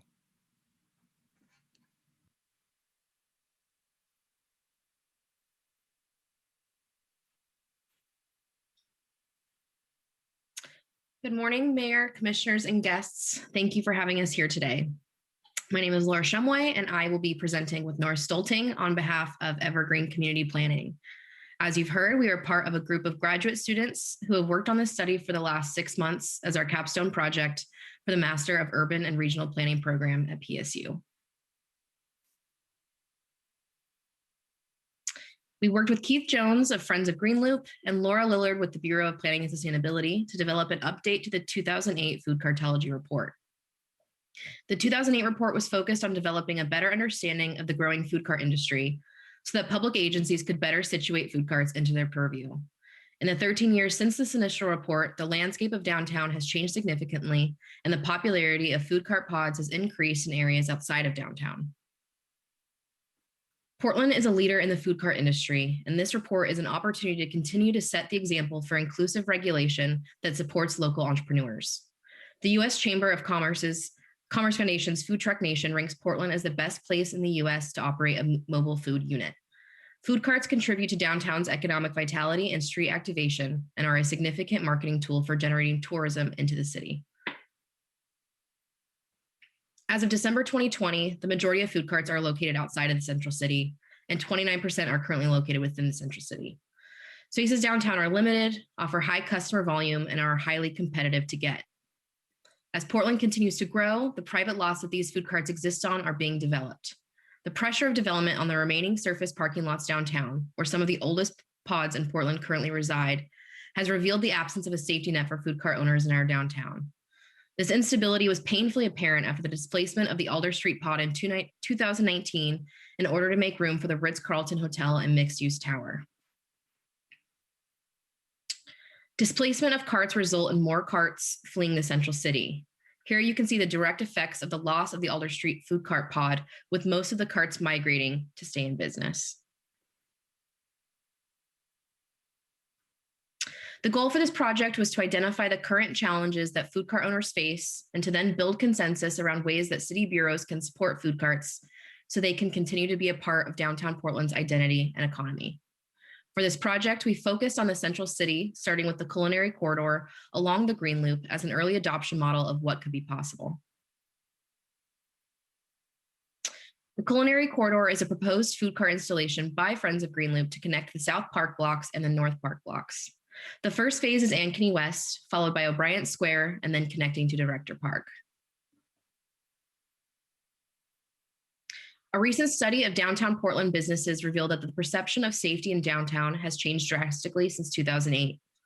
Over a third of businesses have stated that they will likely need more than 3 years for their businesses to recover to pre-2020 health. A major contributor to these changes is the dramatic decrease in foot traffic in the central city. As people return to our urban core, creating spaces that encourage foot traffic and street activity will likely improve the perception of safety through eyes on the street. According to a recent poll by DHM Research, the #1 reason people come downtown is for food carts and farmers markets. We explored the history of food carts in Portland to contextualize our study. While there is a long and storied history of food carts within the city, the food cart industry as we know it today took root in the late 2000s.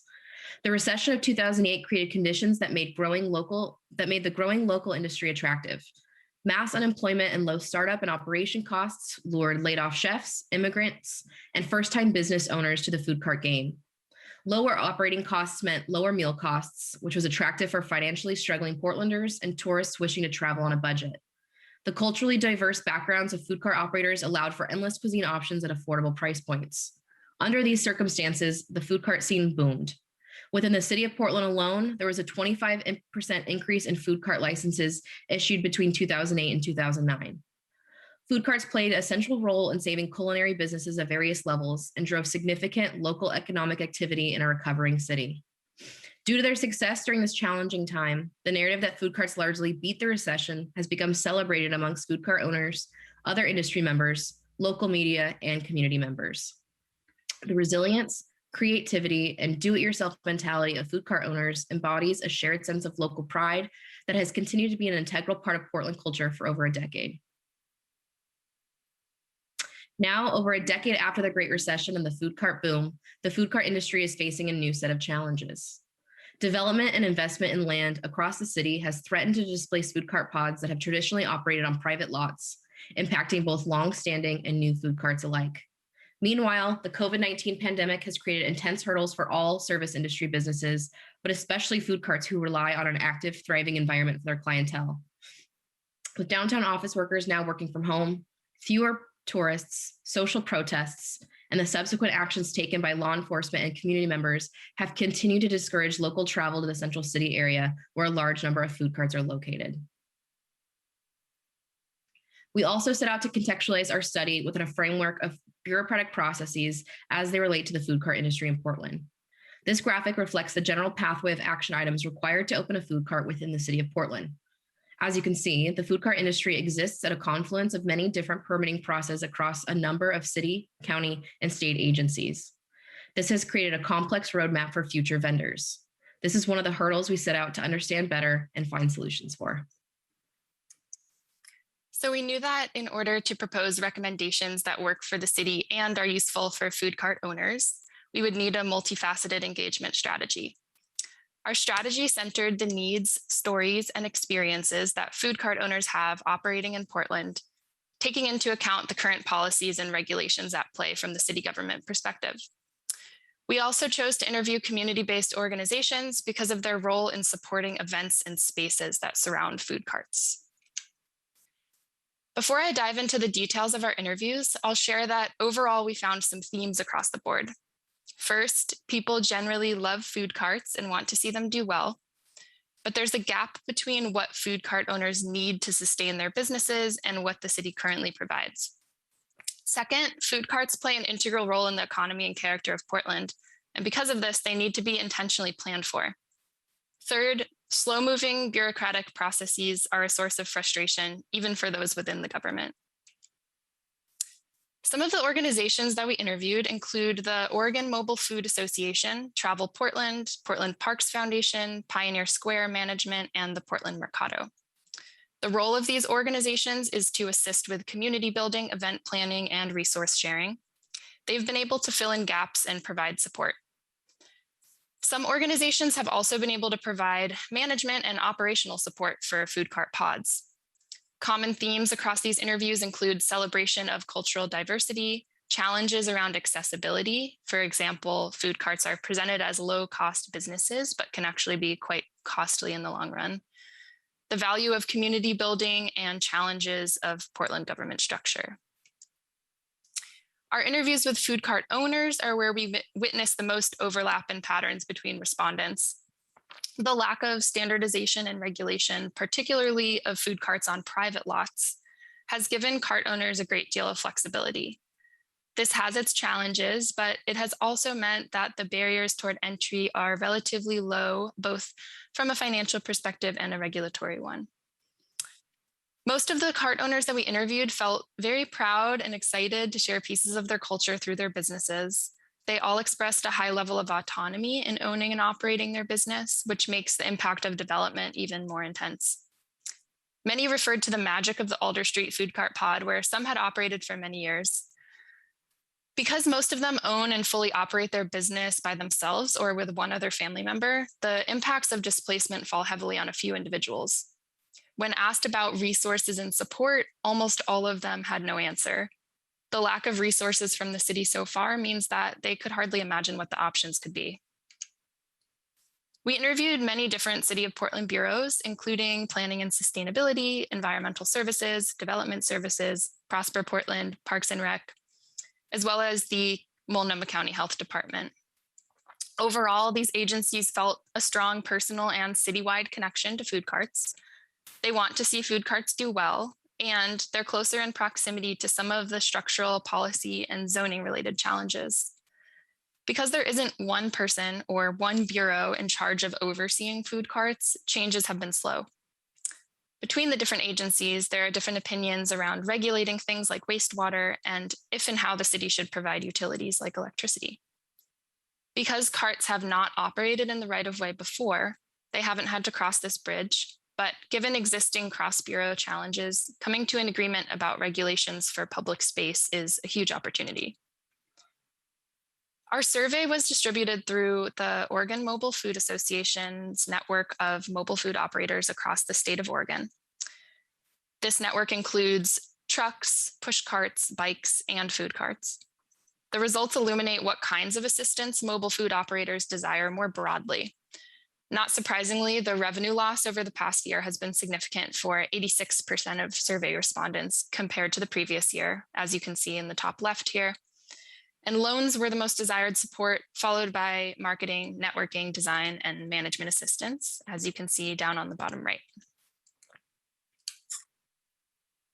We looked into food cart policy in some other cities, including Denver, Seattle, New York, and Boston. And we found that Portland's approach to mobile food units is unique in that most carts in the city of Portland do not regularly move. Most other cities with street vendors are regulated so that the businesses will be moved daily as opposed to being placed semi-permanently. Additionally, most other cities require the use of a commissary kitchen for all food prep and limit the types of food that can be prepared.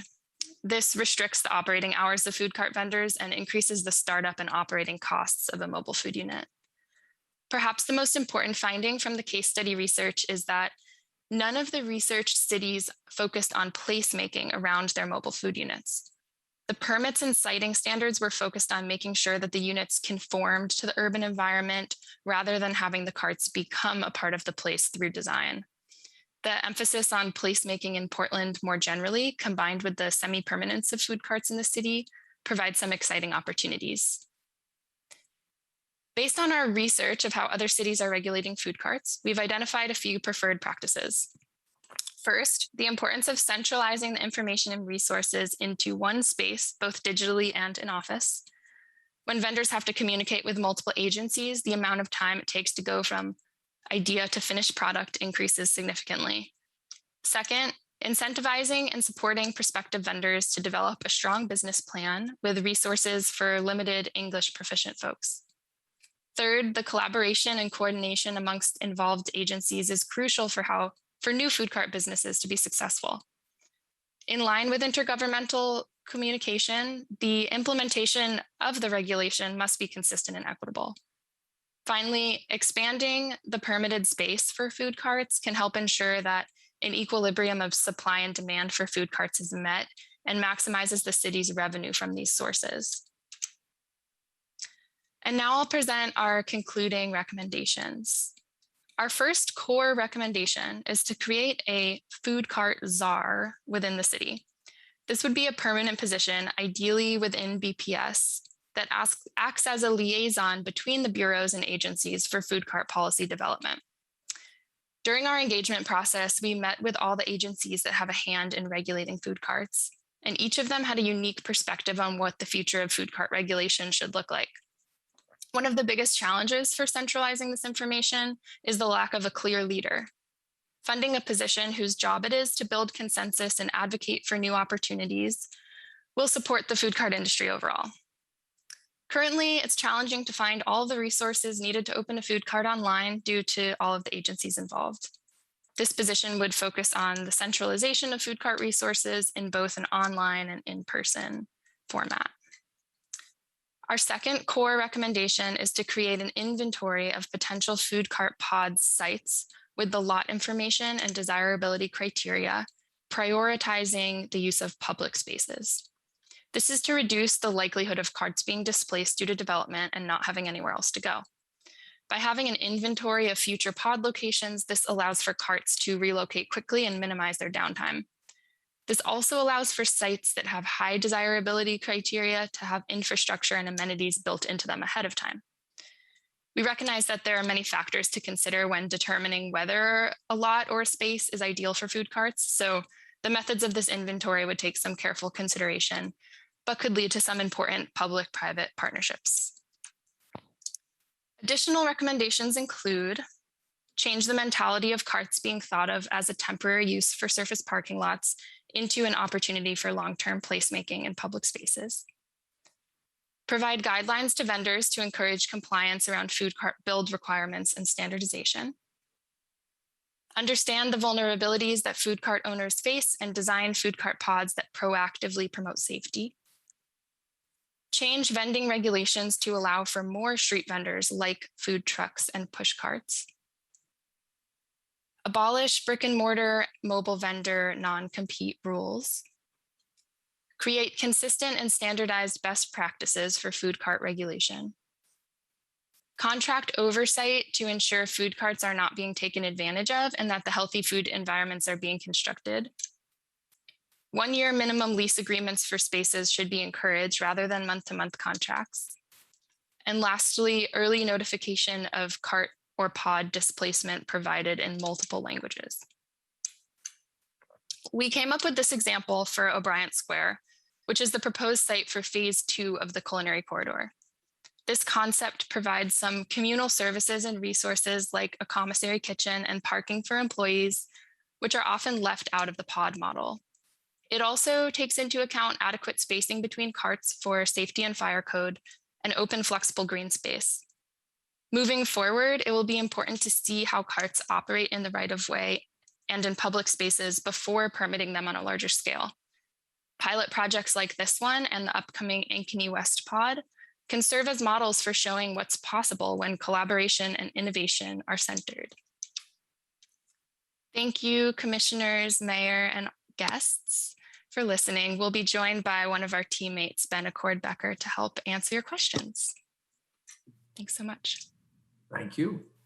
Great presentation. Thank you, Keith, Laura, and Nora. Excellent. So did you want us to ask questions at this juncture? Please. All right, good. First of all, Keith, I'm tempted just to point out your incredible, the stereo behind you, that tuner is just rocking it. So congratulations on that, number one. Thank you. I do long distance dedications too, if you'd like. Awesome. Awesome. I'll look forward to that. The primary recommendation then that you've made is to effectively have a food cart czar, if I could use that term, plus a working group that would bust some of the inter-bureau collaboration issues that you had mentioned. Could you give us some idea of how that might overcome some of the technical and structural issues that we ran into? For example, utilities turned out to be one of the stumbling blocks that we had to work on here. You've mentioned the need for potentially centralized commissary kitchen access.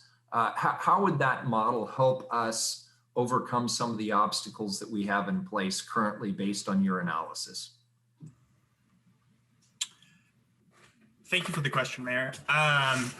So during our engagement process, could you just let us all know who you are, just because we just for the record? Yes, of course. Yeah, my name is Ben Accord-Becker. I'm a member of Evergreen Community Planning and was a part of this plan development at Portland State. Awesome, thanks. Yeah, of course. So during our engagement process, especially with the public agency representatives, we found that there was there wasn't a significant amount of overlap or common understanding of how to approach food cart regulation. And so the primary goal of this position is to build consensus so that all of the public agencies involved are approaching food cart regulation from common ground and a common understanding. In regards to overcoming hurdles with conflicting regulation or challenges to infrastructure development, this position can help bring all of the parties to the table and facilitate active working groups that are able to come up with solutions that amicably resolve some of these complex kind of overlapping regulations. Great. Thank you, Ben. I see Commissioner Hardesty has a question. Commissioner Hardesty.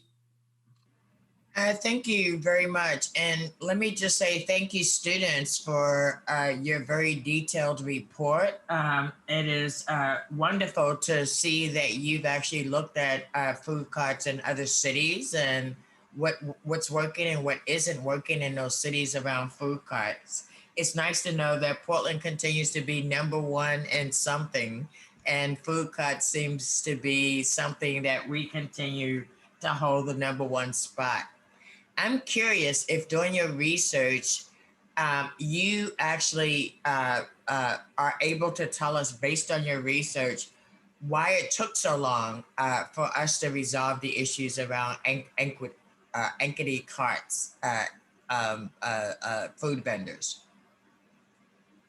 What were the barriers that actually prevented us from resolving this issue? It took us, what, 3 years to actually find a new site and start the process? What was the biggest barriers to that? Thank you for the question, Commissioner. The largest barrier was, again, this kind of the lack of consensus in regards to how to approach resolving the displacement effort, but also that this food cart pods are able to operate very successfully when there are not land use complications, but when a large displacement event happens, there are not a large amount of alternative locations for them to continue to operate. And so these precious few surface parking lots that continue to exist in downtown Portland are over the course of time going to see redevelopment as Portland continues to grow. And since there was no established course of action for finding replacement locations for these vendors, there wasn't a system in place to help facilitate their continued operation. I could add on to that a little bit too, which is, I mean, as I mentioned in my opening remarks, that this had never been really done before. So that also means that there was really, finding a shepherd through this process was something that was very difficult. And, in the beginning, I think we started off with the permitting department and PBOT as the lead, but, we spent a long time trying to figure out things like how to transfer ownership of the park to PBOT so they could permit the entire thing to us. And then I think in the end, we just realized like it'd be easier just to permit them individually. And so going down those sort of roads and exploring different options to see which one was best certainly didn't help much. And it was very difficult, but I think everyone felt that way. Having a clear guide for someone like myself to help us navigate the city is super important. And I think that we learned a lot as we went through. Commissioner Hardesty, do you have another question? Thank you. Yes, I did. That's really helpful. And I guess the other question that I had is, we have areas of the city that are real food deserts. And I've always believed that if we created opportunities for food carts in those areas, we could actually improve the nutritious outcomes in those communities. Do you have any advice on how to accelerate the advancement of food carts in areas of the city where there are food deserts that exist? Well, I can say we did an interview with Hacienda CDC that helps to manage the Portland Mercado. So I think that they're an excellent example of what's possible in areas where there may be less access to grocery stores or farmers markets or things like that. So yeah, the Mercado is a unique example because they provide, Hacienda as the organization managing the pod provides a lot of technical assistance as well as the space and financial assistance. So there's a clear leadership there. And I know that, I don't know, Keith might have something else to say about this, but we've been looking into the role of organizations and nonprofits to support pod operations so that there is that, the food cart czar, but then also organizations that can help centralize resources on site as well. It's interesting that there's a nonprofit that is helping to provide the technical assistance for the success of the hacienda. I'd like to say something like that too. Like, I think that if we look at using public spaces for activation, it's very important to have a nonprofit in control of that, and that way the books are open and you can see how the money is being utilized. Right. And so one of the recommendations that is in the detailed report is that, you know, management of these spaces is worked out in advance with nonprofits. But that's where the support comes in. Absolutely. Thank you. That's helpful. Commissioner Ryan. Yes, thank you. And thank you, Laura, Keith, Laura, Nora, and Ben. That was a great report. I think I have a comment that needs to be made, and that is you get to the heart of the matter of one of the biggest challenges that face our city, and that is how challenging it is to manage the multiple permits when you're moving forward with any development, whether it's affordable housing activists, food cart developers, or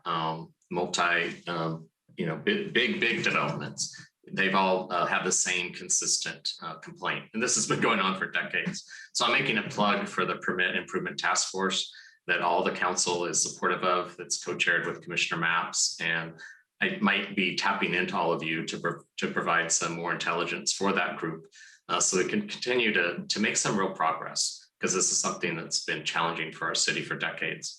And I think in this time of when we really need to focus on recovery, it's a great time to look at real system change when it comes to that. So I found all your findings to be very affirming. Thank you for doing the research.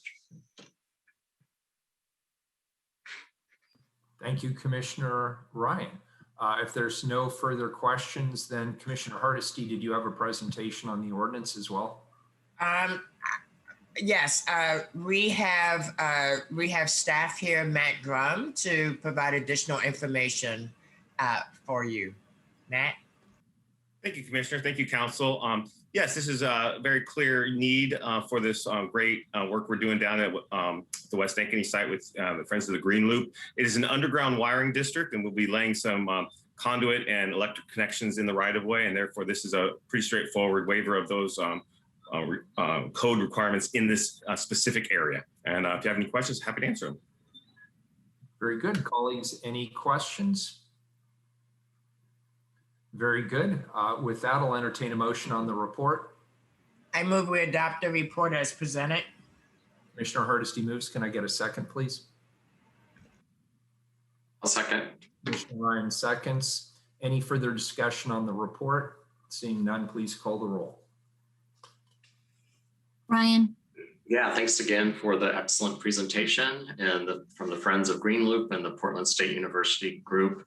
It really says a lot about the collaboration that you all put into this. From reading your findings and the case studies of different cities across the country, it's clear to me that it truly takes a lot of collaboration and intention to make the food cart pods possible. I especially valued your analysis on the issues of accessibility and equity in our bureaucratic processes. I look forward to working with my colleagues in Bureau leadership on how we can continue to do better by our community members. I vote aye. Hardesty. I also want to thank Keith Jones and the Portland State University students and the Bureau of Planning and Sustainability. It says a lot about a bureau that would allow students to come in and actually look under the hood and see what we're doing well and what we're not doing so well. This is really valuable information that I hope will inform us as we move forward, as we think about how do we make access and equity a key part of who has access to own a food cart business and what area of the city they have the opportunity to operate in. This is great research, great work, very well done. And I promise you it won't sit on the shelf. We will continue to utilize this information as we move forward. I'm very happy to vote aye. Maps. And like my colleagues, I want to thank Keith, the students from PSU and the Planning Bureau for bringing this important research forward. Like Commissioner Hardesty, I feel it's important that we don't let this report just sit on a shelf. When we build a table to come together to talk about the future of food carts here in Portland, I can make this pledge to you. I'll make sure that the Water Bureau and Environmental Services is at the table so we can kind of follow up on Commissioner Ryan's suggestion that we begin to break down the barriers that make it difficult to reinvent food carts for the 21st century. I'm very excited about this work, and I am happy to vote aye on this important research. Thank you. Wheeler. Yeah, same thing all my colleagues said. This was a great report, thorough information. I learned more than I perhaps wanted to in terms of the lack of coordination and communication between bureaus, as well as the need for better communication. I also learned more just about the structural impediments to the success of the food cart industry and how we as a government body can work better with our private sector partners in the food cart industry to help them be successful. One thing I'd love for our folks at Portland State to know is this council is very energized and committed to enhancing the food cart culture in this community. It's not just good business. It activates our public spaces in a unique way. It helps create shared economic prosperity for those who are all too often left out of the economic recovery equation. And it's part of our brand as a city, as you highlighted during your report. So I really appreciated that you covered all those various areas. Great report. We should actually do a follow-up at some point. I'd appreciate that as well. I vote aye. The report's accepted. Keelan, on the ordinance, do we have any testimony for 496? No one is on the call for that item. Please call the roll. Ryan.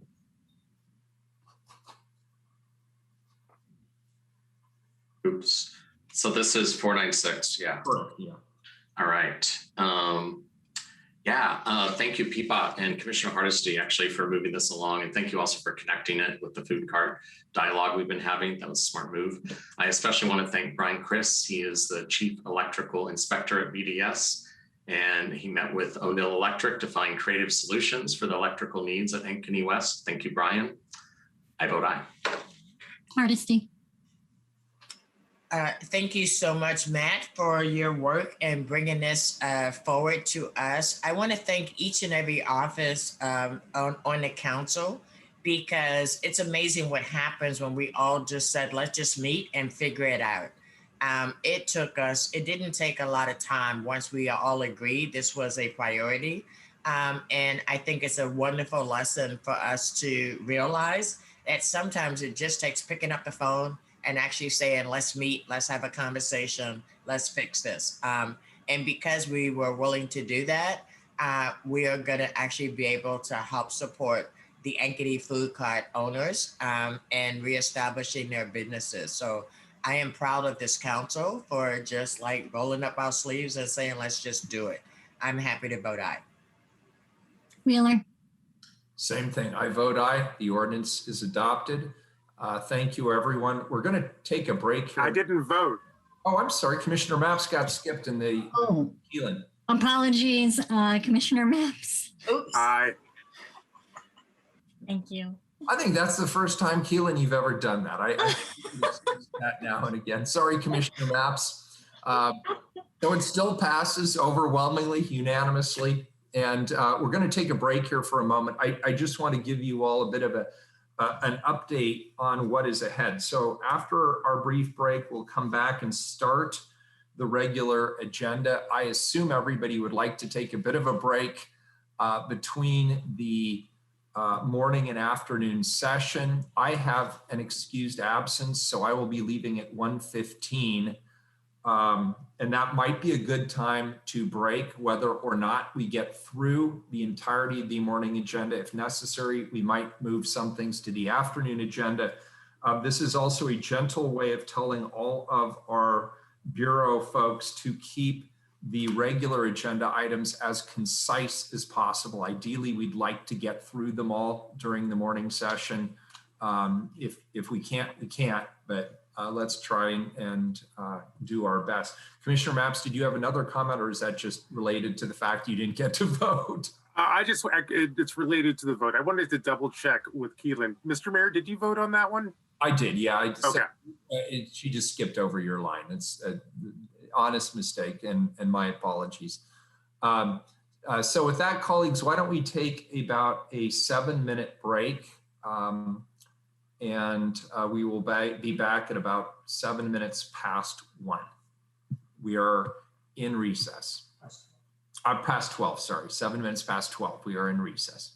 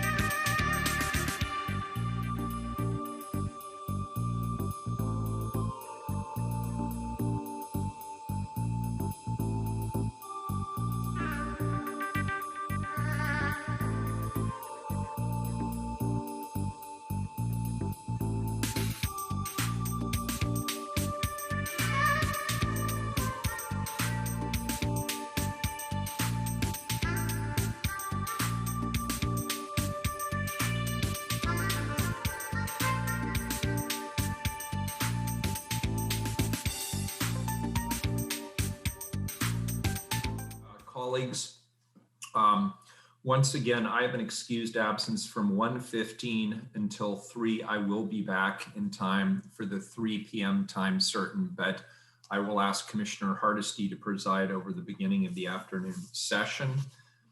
We have a number of items here on our regular agenda. There is one item where staff is not going to be present for much longer, so I'm going to move it to the beginning of the regular agenda. That is item 492. Please, Keelan. A settlement of Paula O'Neill's employment lawsuit in the sum of $250,000 plus 80 hours of vacation accruals involving the Portland Police Bureau. Colleagues, this ordinance resolves an employment lawsuit which was filed against the city back in June of 2020. Deputy City Attorney Ann Milligan and Senior Claims Analyst Rosalia Radich are here to present the ordinance. Welcome, Anna and Rosalia. Rosalia. Thank I've you. heard them all before, though. Yeah. Thank you, Mayor Wheeler, and thank you to the whole council for your time. My name is Rosalia Radich, and I'm a Senior Claims Analyst with Risk Management. And as the Mayor said, Ann Milligan, the City Attorney's Office, is here as well. And she'll actually be providing the brief overview of the case and settlement. Thank you.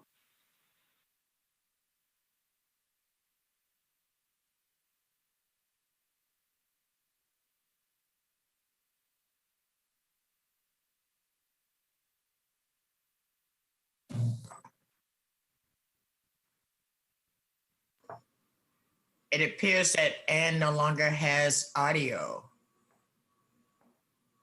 So Rosalia, can you present?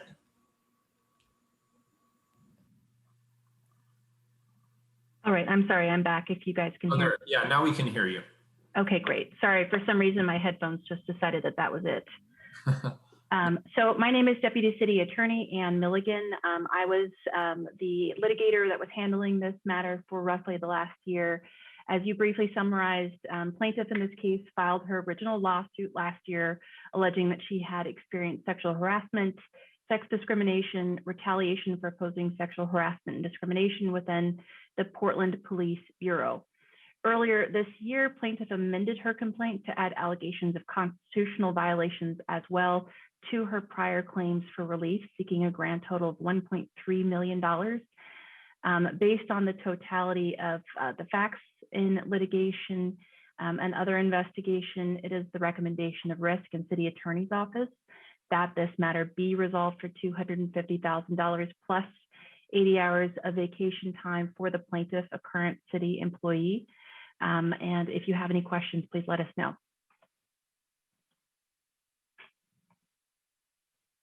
Now it's my turn. Colleagues, any questions? Keelan, do we have any testimony on this item? No one is on the call for this item. Very good. Please call the roll. Ryan. Aye. Hardesty. Aye. Maps. Aye. Wheeler. Aye. The ordinance is adopted. Thank you. We will go back to the beginning of the regular agenda, item number 489, please. Appoint and reappoint voting members and ex officio members to the Portland Utility Board. Commissioner Maps. Thank you, Mr. Mayor. Colleagues, the item before us today deals with the appointment and reappointment of members of Portland's Utility Board. The PUB, as it is known, is the Community Oversight Board charged with advising this council on issues related to the Bureau of Environmental Services and the Water Bureau. But before we get to the new appointments, I'd like to just take a quick moment to thank our volunteers who are rotating off the board, especially recent co-chairs Dory Robinson, Heidi Bullock, and Rob Martineau.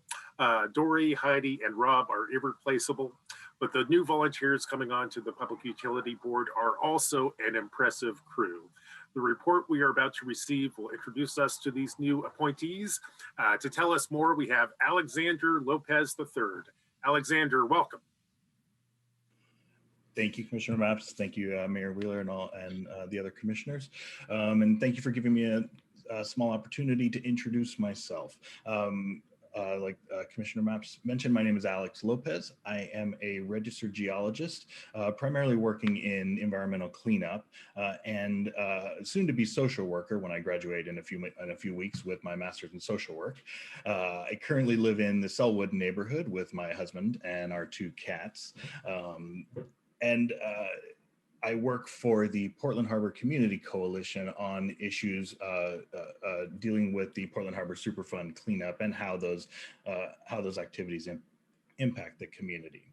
I applied to the Portland Utility Board for a few reasons. First, I firmly agree with the board that every person is entitled to clean, affordable drinking water, healthy communities, and healthy watersheds. Second, while I believe in the benefits of good government, I also believe in robust public oversight of government operations.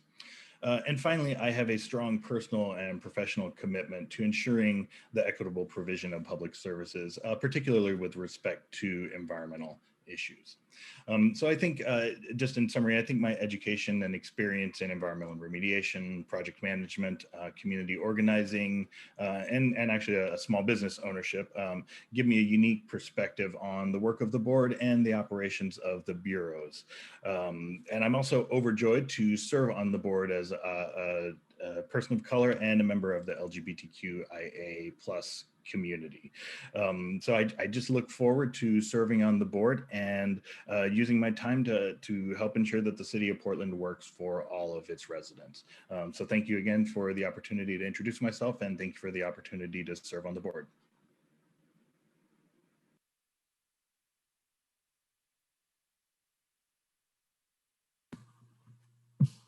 Thank you. And Commissioner Maps, are there others? Here we go. Yeah, thanks.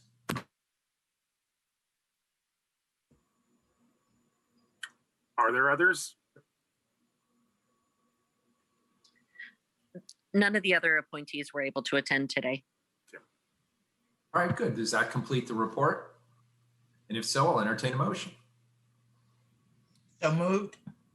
We have a motion from Commissioner Hardesty. Can I get a second? Sure, I'll second. Thanks, Commissioner Ryan seconds. Any further discussion? Seeing none, please call the roll. Ryan. Yes, thank you, Alex, for being here. It was great to hear your testimony. Sincere thank you to all the appointments for your commitment and reflecting the community and industry voices in our discussions and our decisions regarding public utilities. I vote aye. Hardesty. Alex Lopez, thank you so much for being here today. You're going to be a fabulous addition to the pub. I vote aye. And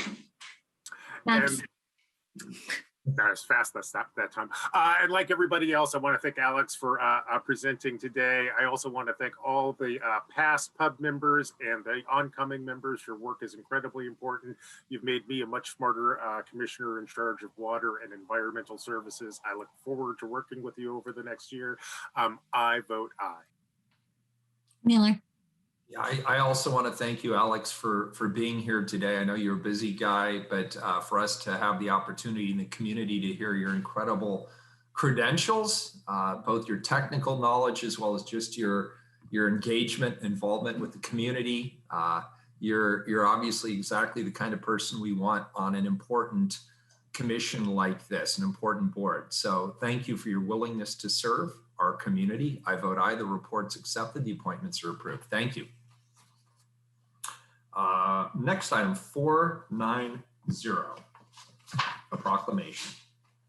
Proclaim June 26, 2021 to be Unity in the Community Day. Colleagues, thank you, first of all, to Good in the Hood for all that you do to promote unity in the city of Portland. In fact, throughout all of our communities, your work has helped fund the college education of dozens of Portland high schoolers while facilitating connections between our local small businesses and the community at large.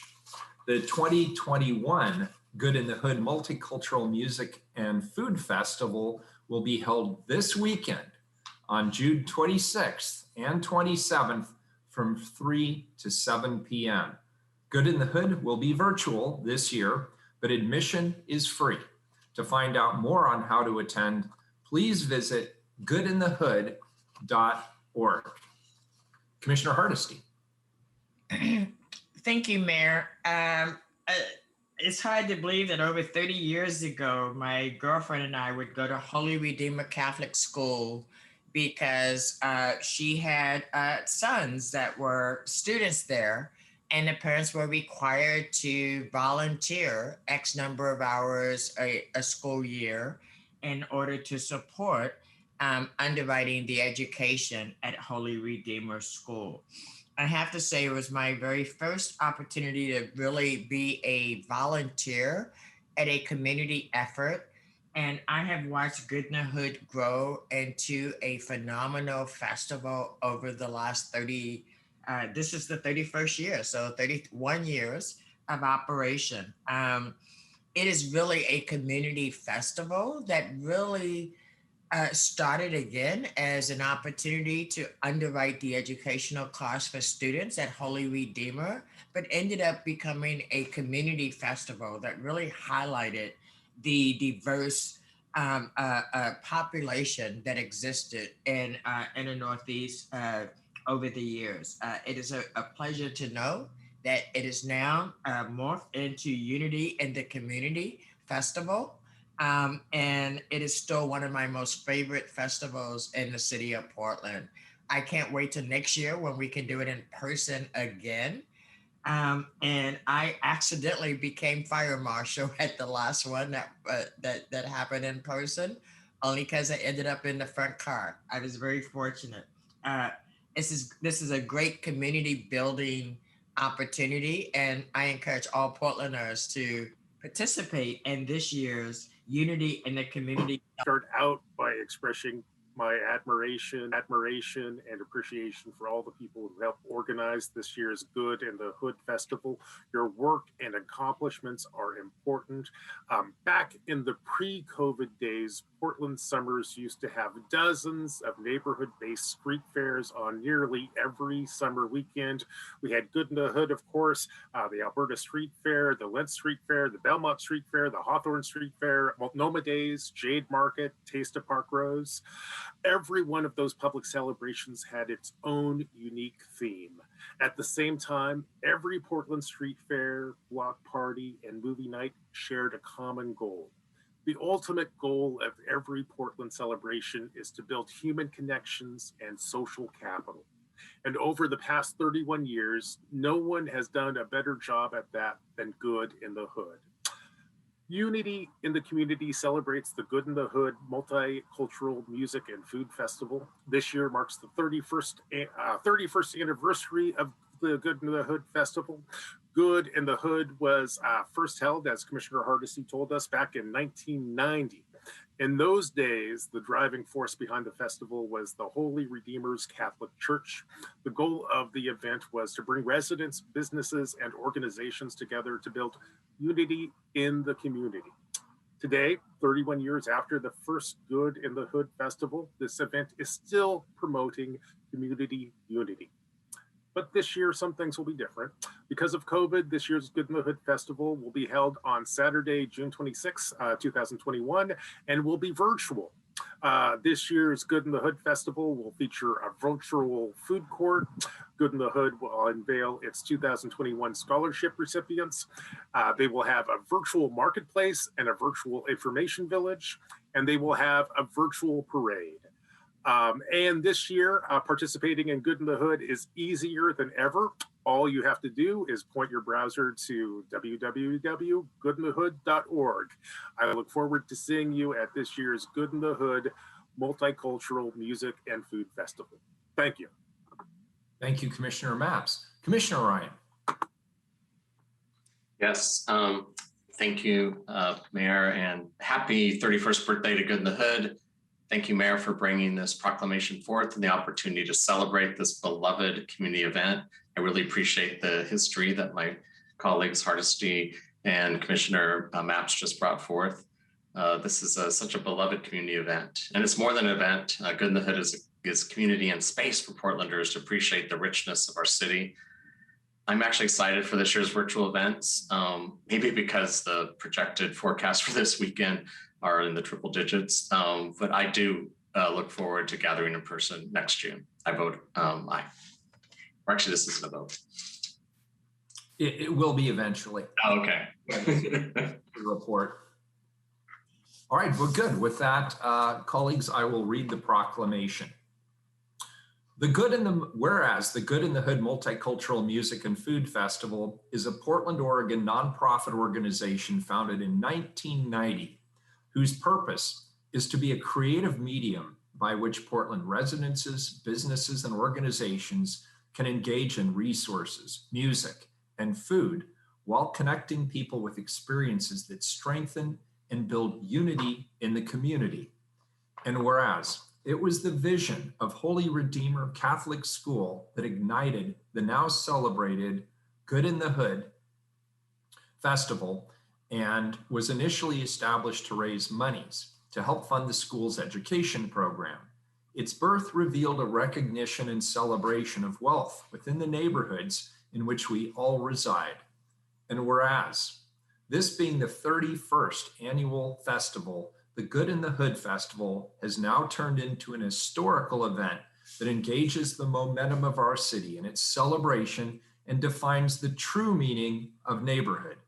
The festival is now held annually on the last weekend in June, is fully staffed by community volunteers, and is largely funded by local business organization sponsorships.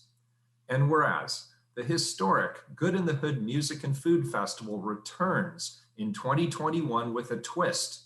This year's festival has gone viral and will be a 2-day music extravaganza celebrating multiculturalism while raising funds for college scholarships.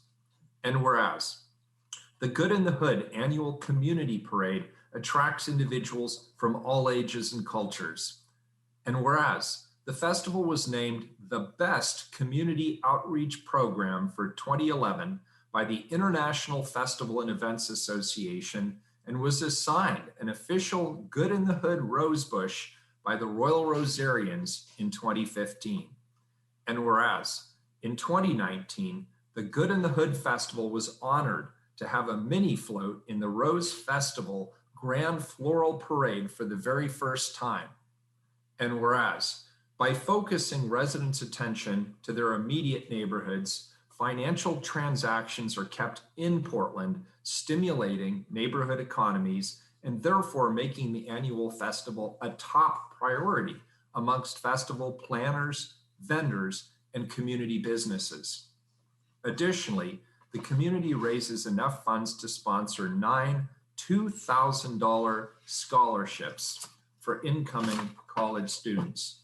And whereas, as we celebrate the festival's 31st anniversary, we will expand our grassroots organizing in an effort to highlight the years that the festival has positively impacted our city and continue to deepen and strengthen neighborhood for years to come. Now, therefore, I, Ted Wheeler, Mayor of the City of Portland, Oregon, the City of Roses, do hereby proclaim June 26th, 2021 to be Unity in the Community Day in Portland and encourage all residents to observe this day. And colleagues, and this is somewhat unusual, but this was introduced as a report today. So if I could also get a motion to adopt the report. So moved. Thank you, Commissioner Hardesty. A second. Second from Commissioner Ryan. Any further discussion? Seeing none, please call the roll. Ryan. Aye. Hardesty. Aye. Maps. Aye. Wheeler. Aye. The report is accepted and the proclamation was read. Thank you all for your support.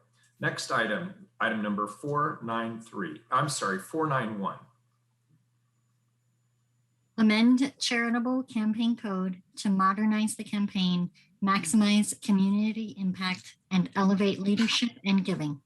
Colleagues, this ordinance updates City Code Chapter 5.10 to align our citywide charitable campaign with current best practices and the city's core values. The proposed changes will allow for greater giving towards grassroots organizations and organizations that aid underserved communities, discontinue billing nonprofits for administrative costs, and provide resources to manage the campaign through a workplace giving partner.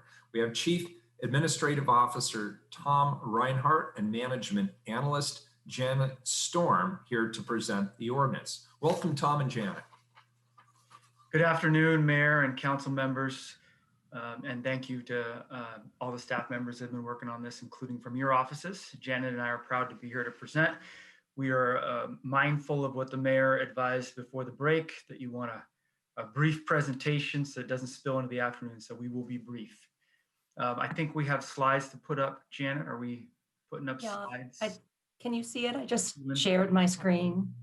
Not yet. Not yet. Let's try a different one then. And while that's going on, I'll just launch into the background for council. And again, thank you for your staff's involvement as we work through this.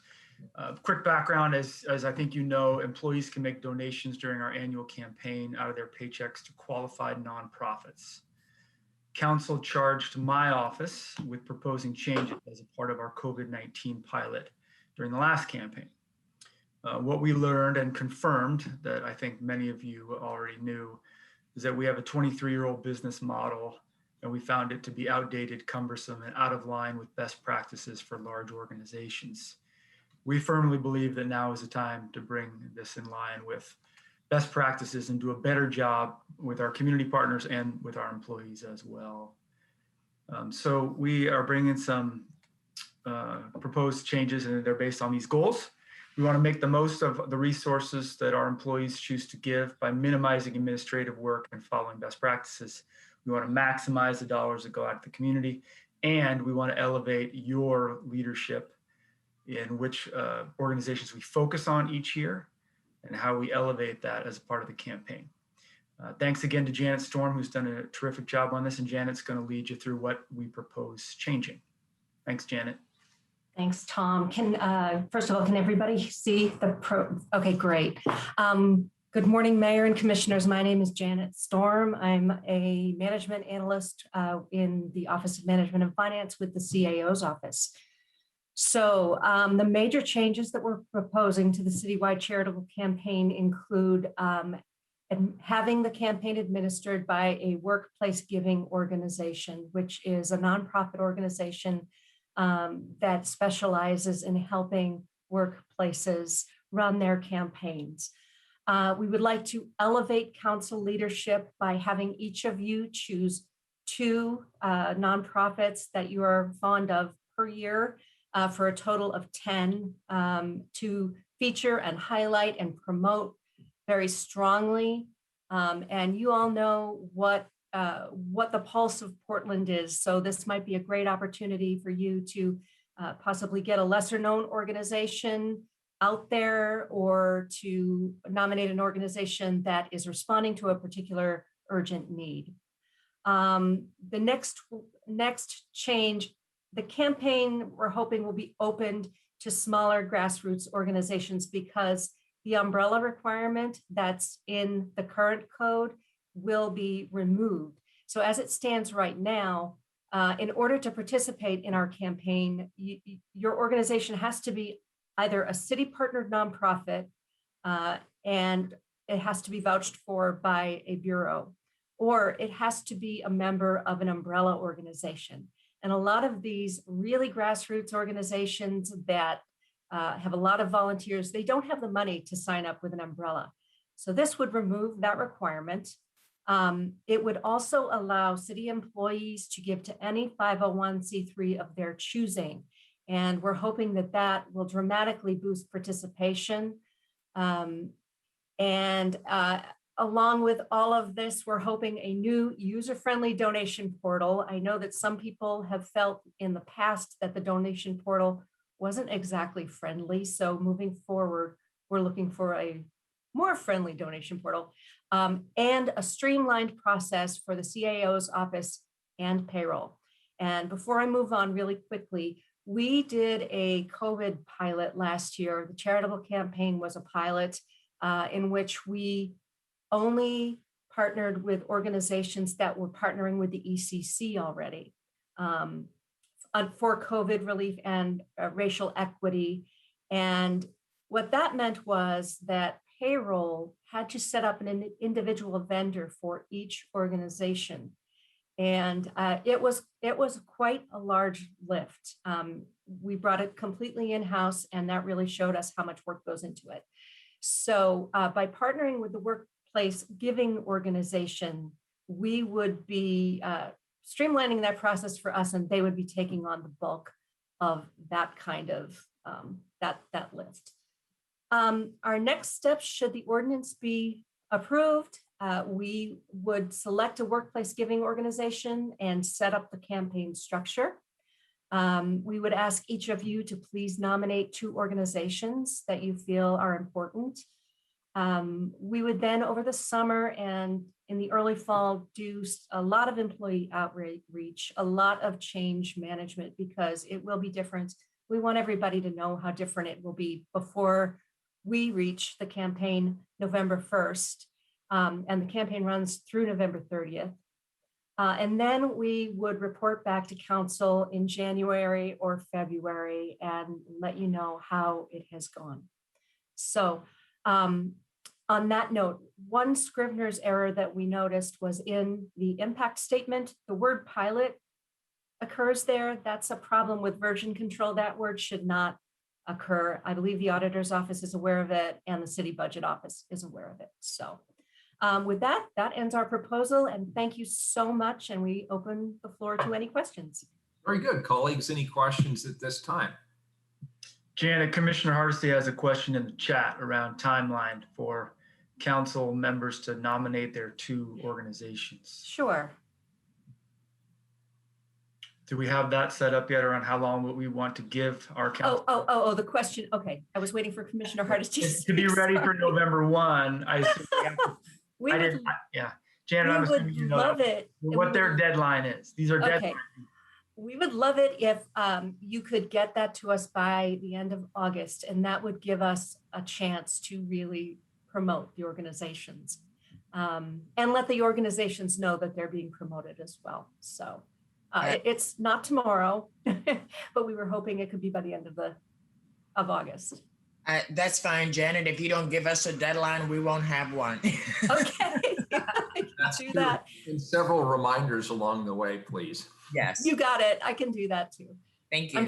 I'm trying to unshare my screen, and I don't know how to undo that. So, Keelan, do we have any public testimony on this item? It's an ordinance. No one signed up for this item. All right, it's an emergency ordinance. Please call the roll. Ryan?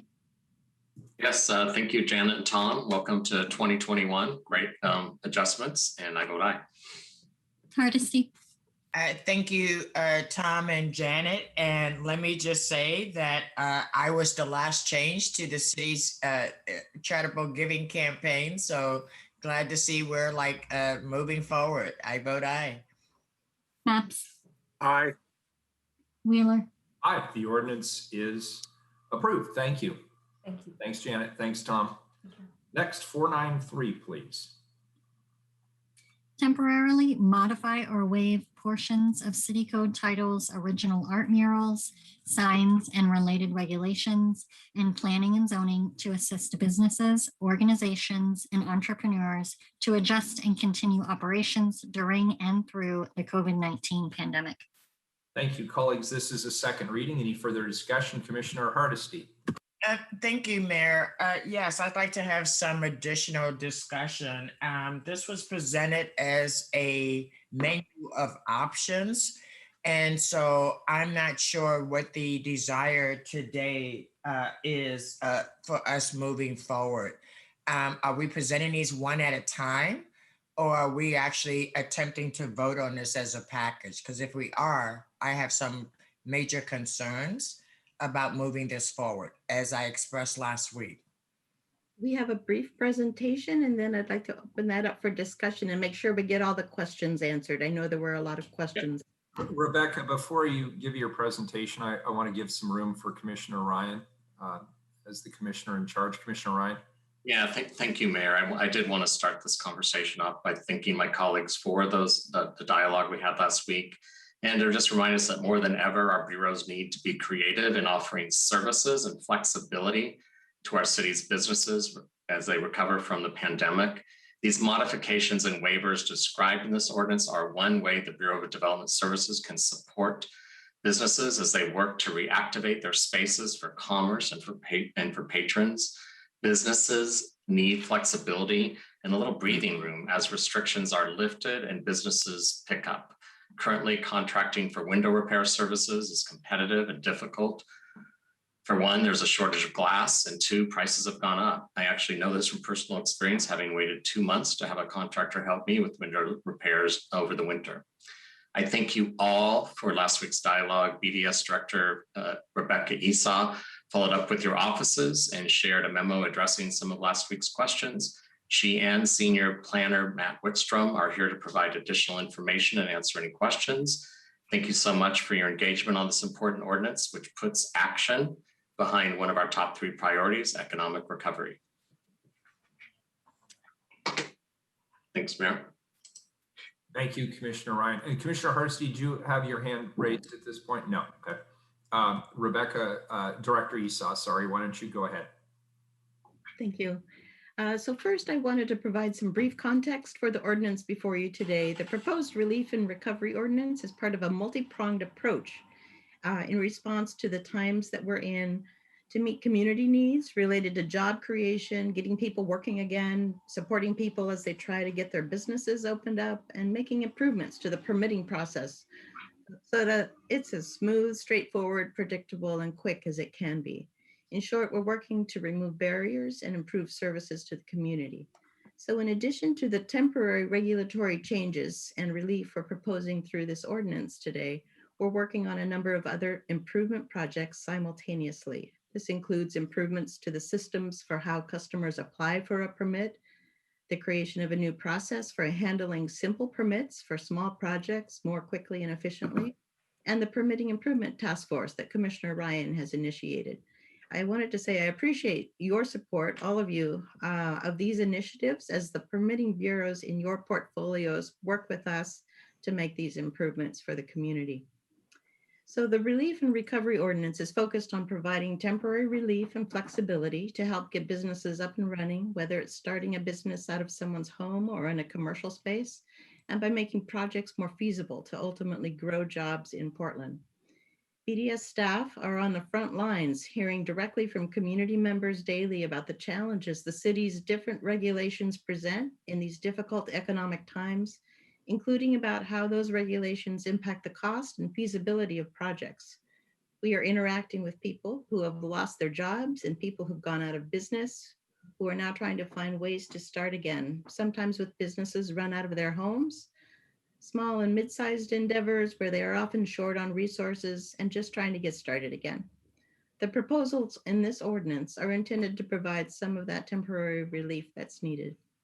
We appreciate the feedback we got on the ordinance on the 16th. It was clear we needed to provide some additional background and information, which is what we'll be doing today as quickly as possible. So regarding non-conforming upgrades, I want to point out that it is the tenant moving into a commercial space in a larger building who is typically applying for the permit for renovating that space. And because it is their permit, they are the ones subject to the upgrades at the site, not the property owner.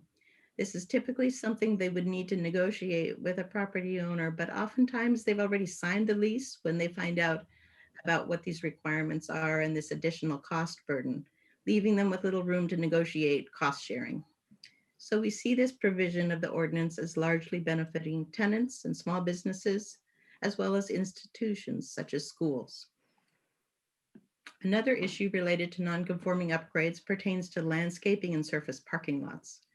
We understand it's important to get parking lot landscaping installed and trees planted. With each development, there are existing requirements for tree planting and tree preservation, both on private property as well as in the right-of-way. We aren't proposing to suspend or waive those requirements. They continue to apply. Additionally, BES works with Friends of Trees to get trees planted in the areas most in need of trees, and Parks uses money their bureau receives from mitigation payments to also get trees planted in the areas of the city most in need of that green infrastructure. Those programs and others are continuing, so the city will continue to make progress with getting more trees planted both on private property and in the right-of-way. This ordinance, where it talks about temporarily suspending non-conforming upgrades, only pertains to private property, not the right-of-way, and only on existing sites that have development that doesn't meet current zoning code requirements for parking lot landscaping. That for a period of time. They won't have the additional burden of spending 10% of their project valuation to upgrade their site to current requirements.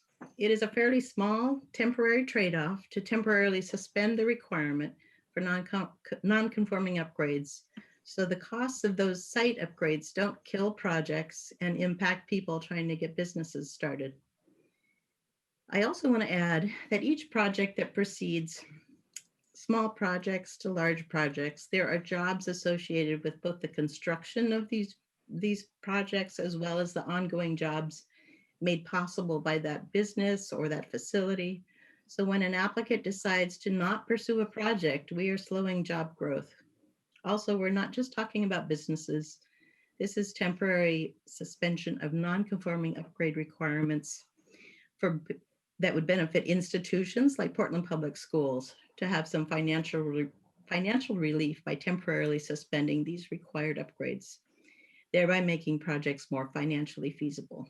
With that, I will turn the presentation over to Matt Wickstrom, who's going to quickly walk through some information in response to what we heard from you on the 16th. Before you do that, Director Issa, I think Commissioner Hardesty had a question on this part of the presentation. Yes, I do. Thank you, Director Issa. Well, my question is, doesn't the community deserve these improvements? If the reason we passed these regulations was because we have communities that have bike access and bike opportunities, and we have communities who don't. We also have communities that have pretty beautiful landscaped areas and communities that don't. The long-term implications of your recommendations would be that we will continue to create the inequitable distribution of both bike lane opportunities as well as green space opportunities in communities that need it most. So why would I support temporarily suspending rules that honestly should have been in place 20, 30 years ago?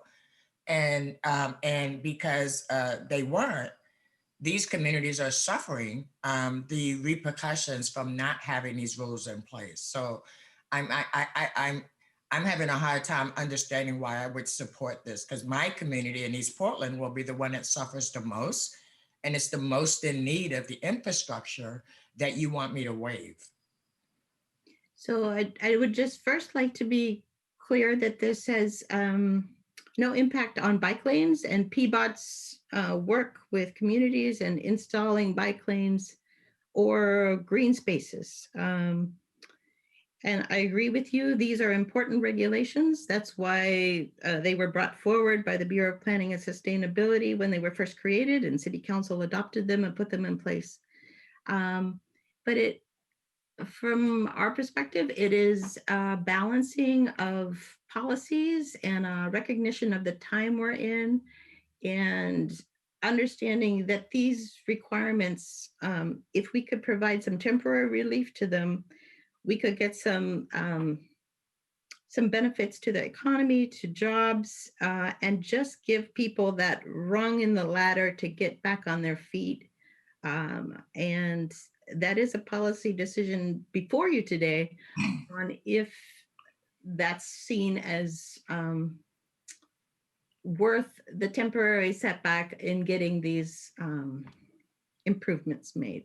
Well, and let me just ask this question. You use Roosevelt High School as an example. The reason why they need to add the 10,000 square feet of STEM space is because of a flaw in their design, assuming that Roosevelt needed more gym space than STEM space.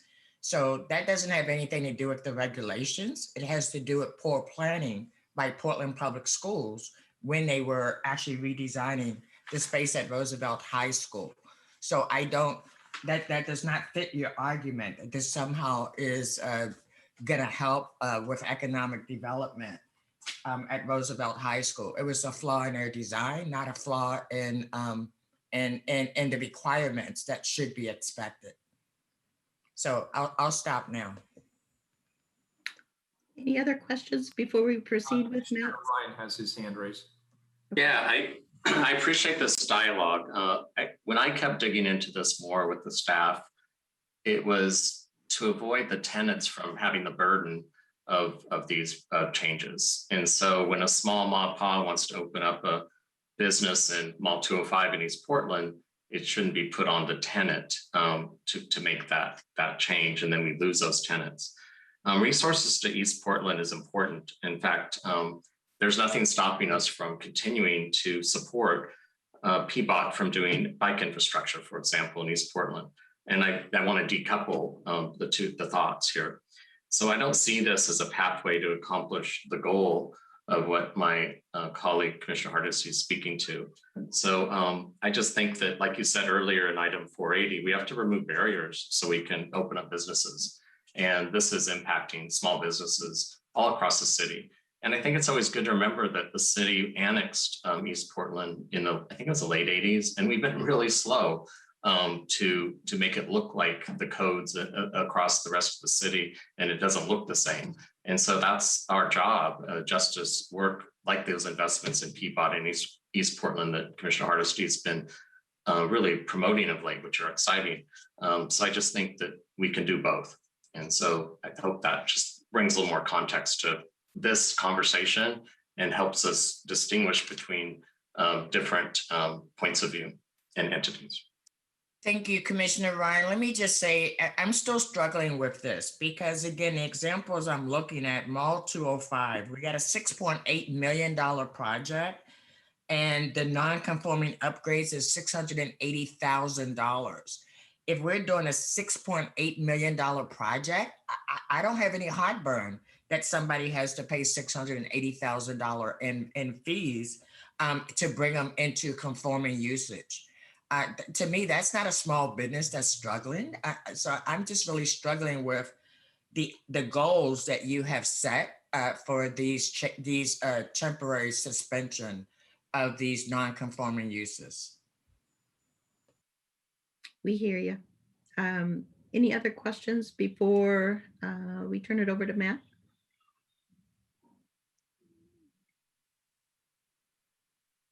All right, I think go ahead, Matt. Okay, thanks for having me here. Matt Wickstrom, Bureau of Development Services. The first slide here has to do with the presentation and the process today.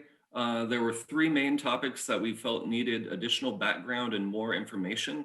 Those are non-conforming upgrades, including what non-conforming upgrades are, when non-conforming upgrades are needed, as well as a few case studies regarding non-conforming upgrades. Boarded up windows were another option, or another item that needed more background and information, as well as boarded up windows that are painted with murals and artwork. I'll go through these. I'll try to be as quick as possible, and then we'll move it on to a city council discussion and vote. So what are non-conforming upgrades? They apply to sites with existing development where alterations or renovations are proposed. And there's certain site features that do not comply with the current zoning requirements. These include and are limited to on-site landscaping, and that's in particular parking lot landscaping, screening, that's a separation required when there's two differently zoned sites that abut either like through a fence or shrubbery, on-site pedestrian circulation, on-site bicycle parking, as well as trees. So when are non-conforming upgrades needed? Projects with a value of over $306,000 or higher are subject to non-conforming upgrades. 10% of the project value must be spent to bring non-conforming features into conformance with current code. We did some research, we reached out to staff, we also reached out to our great partners on the Development Review Advisory Committee to get a better understanding of when non-conforming upgrades often apply and when they can become problematic. This includes improvements of small commercial spaces, campus-style development. This is the Portland Public Schools and Portland Community College type examples, redevelopment with surface parking lots, as well as sites formerly located in unincorporated Multnomah County, which had a lower landscaping, parking lot landscaping requirements prior to annexation. So just quickly to go through what the proposal was for non-conforming upgrades, the proposal was to temporarily waive non-conforming upgrade requirements. Our intent here is to reduce customer and applicant costs, as well as the permit and land use review timelines. The expiration date here was March 31st, 2023. That's the date that the State Economic Office forecasts that the economy will return to pre-COVID levels. The first case study is a site at 8037 Southeast Stark. It's a group of veterinarians that have been following this ordinance, in particular this item, very closely. They're looking to convert a vacant commercial space to an urgent care veterinarian clinic. The project value is $400,000. Non-conforming upgrades here would cost about $40,000. You'll see the building occupies the street frontage. There's a small unlandscaped parking lot in the back. The non-conforming development issues here are that extensive landscaping improvements would consume funds necessary for the building conversion. In part, that's due to the rising cost of construction and materials. And then it's also important to point out that these small wood frame buildings are particularly vulnerable to rising construction and lumber costs as well. So the result here is that the prospective tenants may need to either phase their improvements and break the permit down into smaller dollar value amounts, or in order to absorb the cost of the non-conforming upgrades required, or abandon the project. The next item was I-205, or the next case study. This we heard from testimony at the last hearing, and so we wanted to dig into it a little bit more. It turns out it's the vacant Bed Bath & Beyond space. The project value is significant at $6.8 million. Non-conforming upgrades would cost $680,000. The issues here are the parking lot is shared with multiple tenants. Existing conditions, though, for the new tenant would have to document existing conditions for the entire parking lot.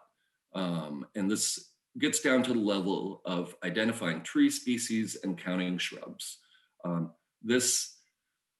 These costs, which require a professional professionals to work on, are over and above the 10% required for non-conforming upgrades. Commissioner Mapps, it looks like you have a question. Why don't you finish your Mall 205 slide, and then I have a follow-up question about this particular project. Okay, great. The other issue here is that the non-conforming upgrades apply to the entire site, not just the area used by the tenant's customers. Therefore, the tenant would be required to be making improvements in portions of the site where their customers don't even park. The result here was the prospective tenant abandoned the project due to non-conforming upgrades. It was also in part due to a lack of certainty in approval because there was a design review, a discretionary review required. Okay, Commissioner Mapps? You actually answered my question. We had some previous discussion about what happened with the Mall 205 project. I was just actually curious as to whether or not we were able to get a business in there. It sounds like we weren't. We were not, correct. The final case study has to do with Roosevelt High School. There was a 10,000 square foot addition of classroom space. The project value was $3.4 million, and the upgrades were approximately $345,000. The issue here is that even though the classroom space and the addition is in one portion of the campus, they were required to document existing conditions on the entire campus. Once again, that gets down to the level of identifying tree species and counting shrubs. And as you'll see, the campus is, well, I should point out, it turns out they were deficient in tree density on the site. But as you can see, a large portion of the site, approximately half of it, are dominated by sports fields, which aren't really compatible with the planting of trees. The result here was the Portland Public Schools was required to pay $53,000 in lieu of planting 79 trees. Any questions on non-conforming upgrades before I move on to the next? Commissioner Hardesty has a question. Thank you. Now, Roosevelt High School, they did an entire renovation of the school. And then they went back to do this 10,000 square foot addition of the classroom space. Is that an accurate statement? I believe that is, yes. So why did the non-conforming upgrade improvements not come into play when they did the entire school renovation?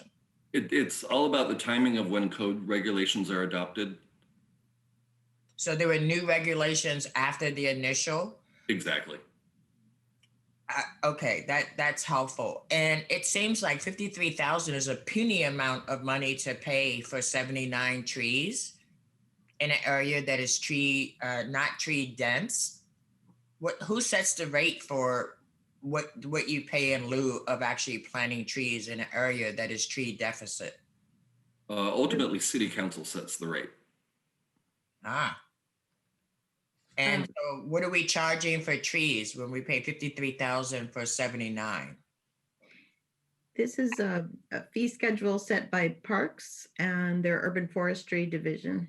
So it's not set by the council, it's set by Parks. They bring it forward to City Council for adoption. Got it. Thank you. All right. I know the mayor needs to leave at. Yes, so unless there's anything burning, this is a second reading and I'd like to get to the roll call. Yeah. That sounds absolutely fine with me. The only other thing that I wanted to point out was we did find out that there are grants available from Prosper Portland to help remove boards and repair windows. City Council very generously allocated $500,000 to that. The grant process opens up July 1st, and we feel like allowing a little extra time to remove boards and repair windows meshes well with the grant process. And with that, I'll just move to the final slide, which is only just a list of the items that were contained in the ordinance. Yeah, good, thanks. Commissioner Hardesty, then Commissioner Mapps. Thank you, Mayor. I'd like to ask Commissioner Ryan, I would really like to get to a yes on this, but I am still concerned that we're moving this way too fast and there's still way too many questions about what the impacts are going to be on relaxing these rules, both short-term and long-term. And so I'm just putting a question on the table for Commissioner Ryan. I am not anywhere close to a yes at the moment. If the mayor wishes to push a vote, then it's clear that I cannot support this package. There are things that I think are good in this package, but I was again told that we would be able to vote on these individually. And so I'm very concerned that we're being rushed into a vote on something that we have not individually decided as a council, whether or not we think these are good moves or not good moves. So that's where I am at the moment.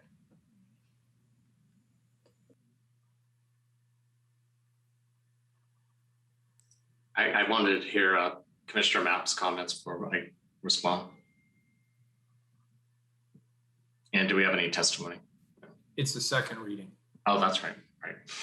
I have a couple of questions related to the board ordinances. So if you want to complete this conversation with Commissioner Hardesty, you can, or I can ask staff questions about the details of the board ordinance and the mural ordinance. What should we do?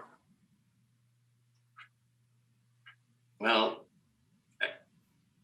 if the non-conforming upgrades continue to be the sticking point, we have two options. I could amend the ordinance. Instead of waiving the requirements, we could consider an increase in the threshold from non-conforming upgrades from 1 or 2 million. So that's what I got off top of mind right now. Director Esau, you have more details in your brain than I do on this. What's your thoughts? Yeah, there are a few options. If we don't have support from council on the non-conforming upgrades, like you said, we could, instead of suspending or waiving temporarily those requirements, we could change the dollar threshold to $1 million or $2 million, whatever you decide is appropriate. And then that would basically result in the higher valuation projects would still have to do upgrades, but the lower projects with lower valuation would be given some a waiver of those requirements temporarily. It's just Thank you, Dr. what Tracy. you're comfortable with. I appreciate that. No, I'm personally in favor of all the good work that you've done, and thank you for all the outreach to everyone's office and the thorough dialogue in the first meeting and the many reports in CAB. So I'm comfortable with the vote today, but I want to make sure we just support some of those options. Commissioner Maps, I know your hand's up. It may be the case that this council is divided on the non-conforming upgrades. Although I appreciate Commissioner Hardesty's concerns here, I also think that it's important to do what we can to promote economic recovery, which is one of the reasons why I'm inclined to support that specific proposal. The question that I wanted to ask staff was, for the two board ordinances, one is how long can boards be up? What is your deadline for taking down boards, or however you want to phrase it? We set the deadline at the end of the state of emergency. What does that mean? That means when the mayor's every 2 weeks, the mayor declares an extension of the COVID state of emergency. Once those extensions are no longer done, then the window requirements, which in turn would require the boards to would cause the boards to be in violation of the code, would kick in. Okay, and thank you for that clarification. Now, can I go to the mural proposal? And it looks like my question is on the expiration date on that. Looks like it's April 2022. Can you provide some intuition about how you chose that date? We chose this date as just a really generous timeline to complete a permit process or land use review. Other than that, there's not a huge amount of rationale. City Council could very well select a different expiration date for this, and then we would just come back for a third reading with that date. It could be 6 months. The expiration date could be set at 6 months from now, for instance. Thank you. And now I'm going to speak to my colleagues. I appreciate both of these proposals. I am concerned about the deadlines. I hope that by April 2022, we have our boards off of these windows, even if they're beautifully painted boards, which is one of the reasons why I would like to propose an amendment to sync up the deadlines for to change the expiration date for the boarded up mural proposal to the end of the COVID emergency. Do people understand what I'm saying? I understand. Okay. And that is I think between my comments on non-conforming projects and the boards, these are kind of what I'm thinking about this. So Commissioner Mapp, I want to make sure I understand. Is that an amendment you are proposing? Actually, it is.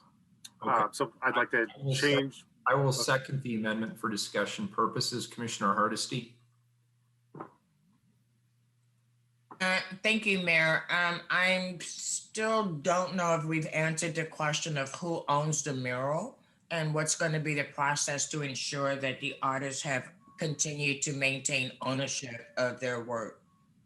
We looked into this. This ordinance only addresses regulations that BDS administers and enforces, and we don't administer the laws regarding ownership of a board over a window. So that would really. But you're proposing regulation around murals and artwork, so you are in fact attempting to put some parameters around what happens with those. What we are proposing is to temporarily suspend the ground floor window standards for buildings with boarded up windows, so they have a little bit more time to preserve that artwork and work through the appropriate channels to do so. It sounds like the amendment proposed would give this item the same timeline as the end of the state of emergency. I guess I'm just wondering who has the responsibility to actually work with the artist to make sure that we're not just removing artwork willy-nilly and then nobody having responsibility for what happened to it. Once again, that would be between the building owner and the artist. That's not a satisfactory answer, but thank you. Commissioner Maps. And I guess I understand the desire to preserve art, especially from this important moment in Portland's history. At the same time, I don't see the council's jurisdiction over this particular issue. I think we're in the business of regulating when you can have boards up over your windows. The ultimate fate of the board strikes me as being outside the purview of my power. Naomi. Sorry, I just wanted to get clarification from Commissioner Maps that the amendment on the table is to Section J of the ordinance, and it would change the date from April 1st, 2022 to remain until the end of the COVID emergency? That is correct. Okay, thank you. All right, any further discussion? To the amendment, any further discussion, questions? Please call the roll. Ryan. Aye. Hardesty. No. Maps. Aye. Wheeler. Aye. The amendment passes. To the main motion, Commissioner Ryan, I assume you want to move forward? Yes. So sorry to jump in. So there's been an amendment, so I think that it will have to go forward next week. You're right. That's correct. Okay. It'll go to, so this is effectively a first reading of a non-emergency ordinance. It moves to second reading as amended. And that will give the commissioner in charge and Commissioner Hardesty further time to work through some of the issues that Commissioner Hardesty raised, which I think is a good thing. So Commissioner Hardesty, I am going to, after we read this next item, I am going to turn the gavel over to you, and I will be back at 3 p.m. The next item is 494, an emergency ordinance. Amen. Adopt and authorize the submission of the 2021 through 2025 consolidated plan and the FY 2021-22 action plan application for the Community Development Block Grant, Home Investment Partnership, Emergency Solutions Grant, and Housing Opportunities for Persons with AIDS programs to the U.S. Department of Housing and Urban Development. Before I call on Commissioner Ryan, Naomi, if I could get some legal advice, this item has an emergency clause on it and we lost our fourth voter. Would you recommend we move this to the afternoon agenda? So yes, if you want to pass this with the emergency, you will need to move it to the afternoon because you'll need 4 votes. And it looks like a handful of the remaining items are that way. Excellent. Commissioner Ryan, are you okay if I move this to the afternoon agenda? Absolutely. Good catch. Yeah. Thank you. So with that in mind, Keelan, would you read 497? Increase fee schedule for the Office of Community and Civic Life Noise Program for noise variance applications in the amount of 5% as permitted by Title 18.14.020.b. Thank you. This is a second reading. Are there any additional discussion on this issue? Seeing none, Keelan, call the roll. Ryan. We're on 497, correct? We are on 497. That is correct. Okay, great. Just wanted to make sure. Aye. Maps, Aye. Hardesty, Aye. 497 is adopted as presented. Keelan, if you could read 498, please. amend sewer user charges code to support updates to system development charges. Commissioner Maps. Thank you, Commissioner Hardesty. Give me a moment here. Colleagues, the item before us today has been brought by the Bureau of Environmental Services. It is largely technical in nature. The goal here is to clean up language in different parts of the code so that we use consistent language throughout the code. The part of the code that we propose to clean up today is chapter 17.36, which deals with sewer user charges. We propose two changes here. First, BES recommends that council updates the terms used to describe residential housing types to align with zoning changes adopted under the residential infill project and the shelter to housing continuum project. The second change that we propose today is a recommendation that this council adds new classes for determining non-residential SDC calculations. The motivation behind this change is to improve transparency and consistency for commercial users. Here to tell us more about these proposals is Adrian Iona, Engineering Supervisor at BES. Adrian, welcome. Hello, thank you so much, and thanks for the introduction.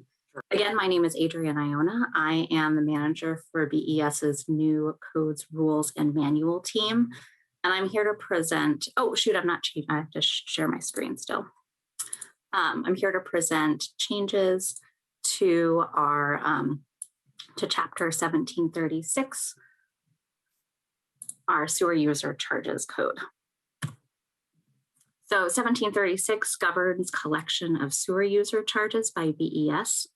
This includes connection charges, including system development charges, user charges for sanitary and stormwater service, and that's sort of what's in your monthly bill, special user charges, including permit fees and extra strength charges. So the updates today are going to focus on terms used for system development charges calculations. SDCs reimburse city ratepayers for new connections and increased use of the city's sewer system. So this is how new development kind of buys into the existing system that we have. I'm going to be using this term, so I'm going to define it for you. The base unit charge we use for sanitary SDCs is something that we call the equivalent dwelling unit, or EDU, and that represents the system impact from a typical 3-person household. So the updates that we're proposing today are relatively narrow, and they're focused on kind of bringing the language that we use in our codes to be consistent with changes that are happening through the residential infill project and shelter to housing continuum. We are also doing additional minor housekeeping edits while we're in there, like removing redundant language and updating out-of-date cross-references. We are also making parallel updates to our administrative rule for system development charges, ENB 4.05. That went out for public comment and closed on the 14th, and we did not receive any comments on that rule. The goal is to have these changes in effect by August 1st to align with the schedule of residential infill and shelter to housing. So now I'm going to go a little bit more into the details of the changes. So for residential developments, we're updating these terms to align with the residential infill project. We're removing the use of the word family as in single family and changing that term to dwelling unit.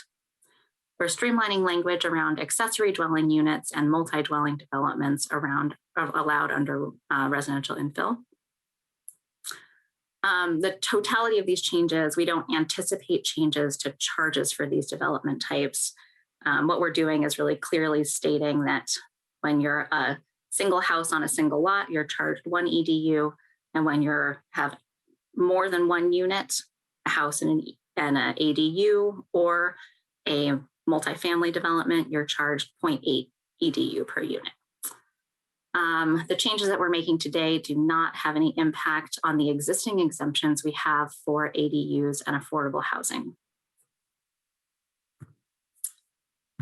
The other change we're making is adding an SDC methodology to handle congregate housing facilities. Congregate housing facilities are a new housing type that's defined through shelter to housing continuum, where there are separate living spaces with shared kitchens. So this will encompass things that are kind of more commonly referred to as group living, foster care, or dormitories. The methodology that we're proposing for this is to charge based on a conversion from drainage fixture units to equivalent dwelling units. Drainage fixture units are sort of how much plumbing you have in your building. So how many sinks there are, how many toilets there are. So kind of it estimates your use on the system kind of more from a kind of individual fixture count. This is the same methodology that we use for commercial developments. And it just puts a little bit finer point on the calculation. This is a change in the method that we use for charging senior living and micro units, which we now currently are charged 0.6 EDU per unit. So those would be currently charged 0.6 equivalent dwelling unit per bedroom. When we do a back of the envelope calculation for this, I anticipate that these housing types will be paying less in SDCs than they currently are. So in conclusion, these changes are needed to support our city housing goals that the council has supported through residential infill and shelter to housing. The changes will make application of SDCs more transparent and easier to implement with the new zoning code. And we request that the council approve the changes as proposed. And then if people have questions. Thank you very much for that presentation, Andrea. Are there any questions from council? Not seeing any. Keelan, is anyone signed up to testify on this issue? No one is on the call for this item. Okay, then this item will move to second reading next week. Commissioner Maps, did you have a question? Not on this item. Okay.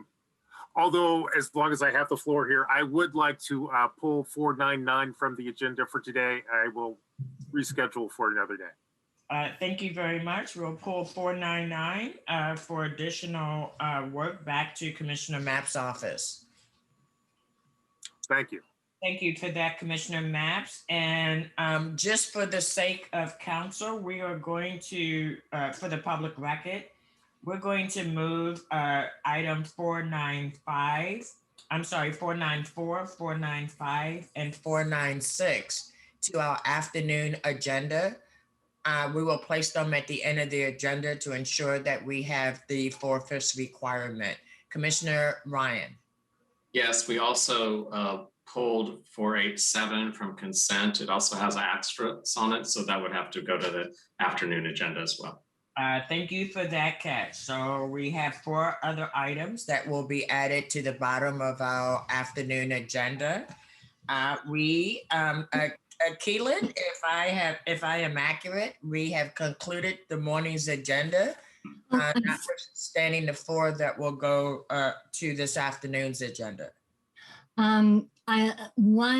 One clarification, I believe we have already voted on 496. I think that item was read with the time certain, 480.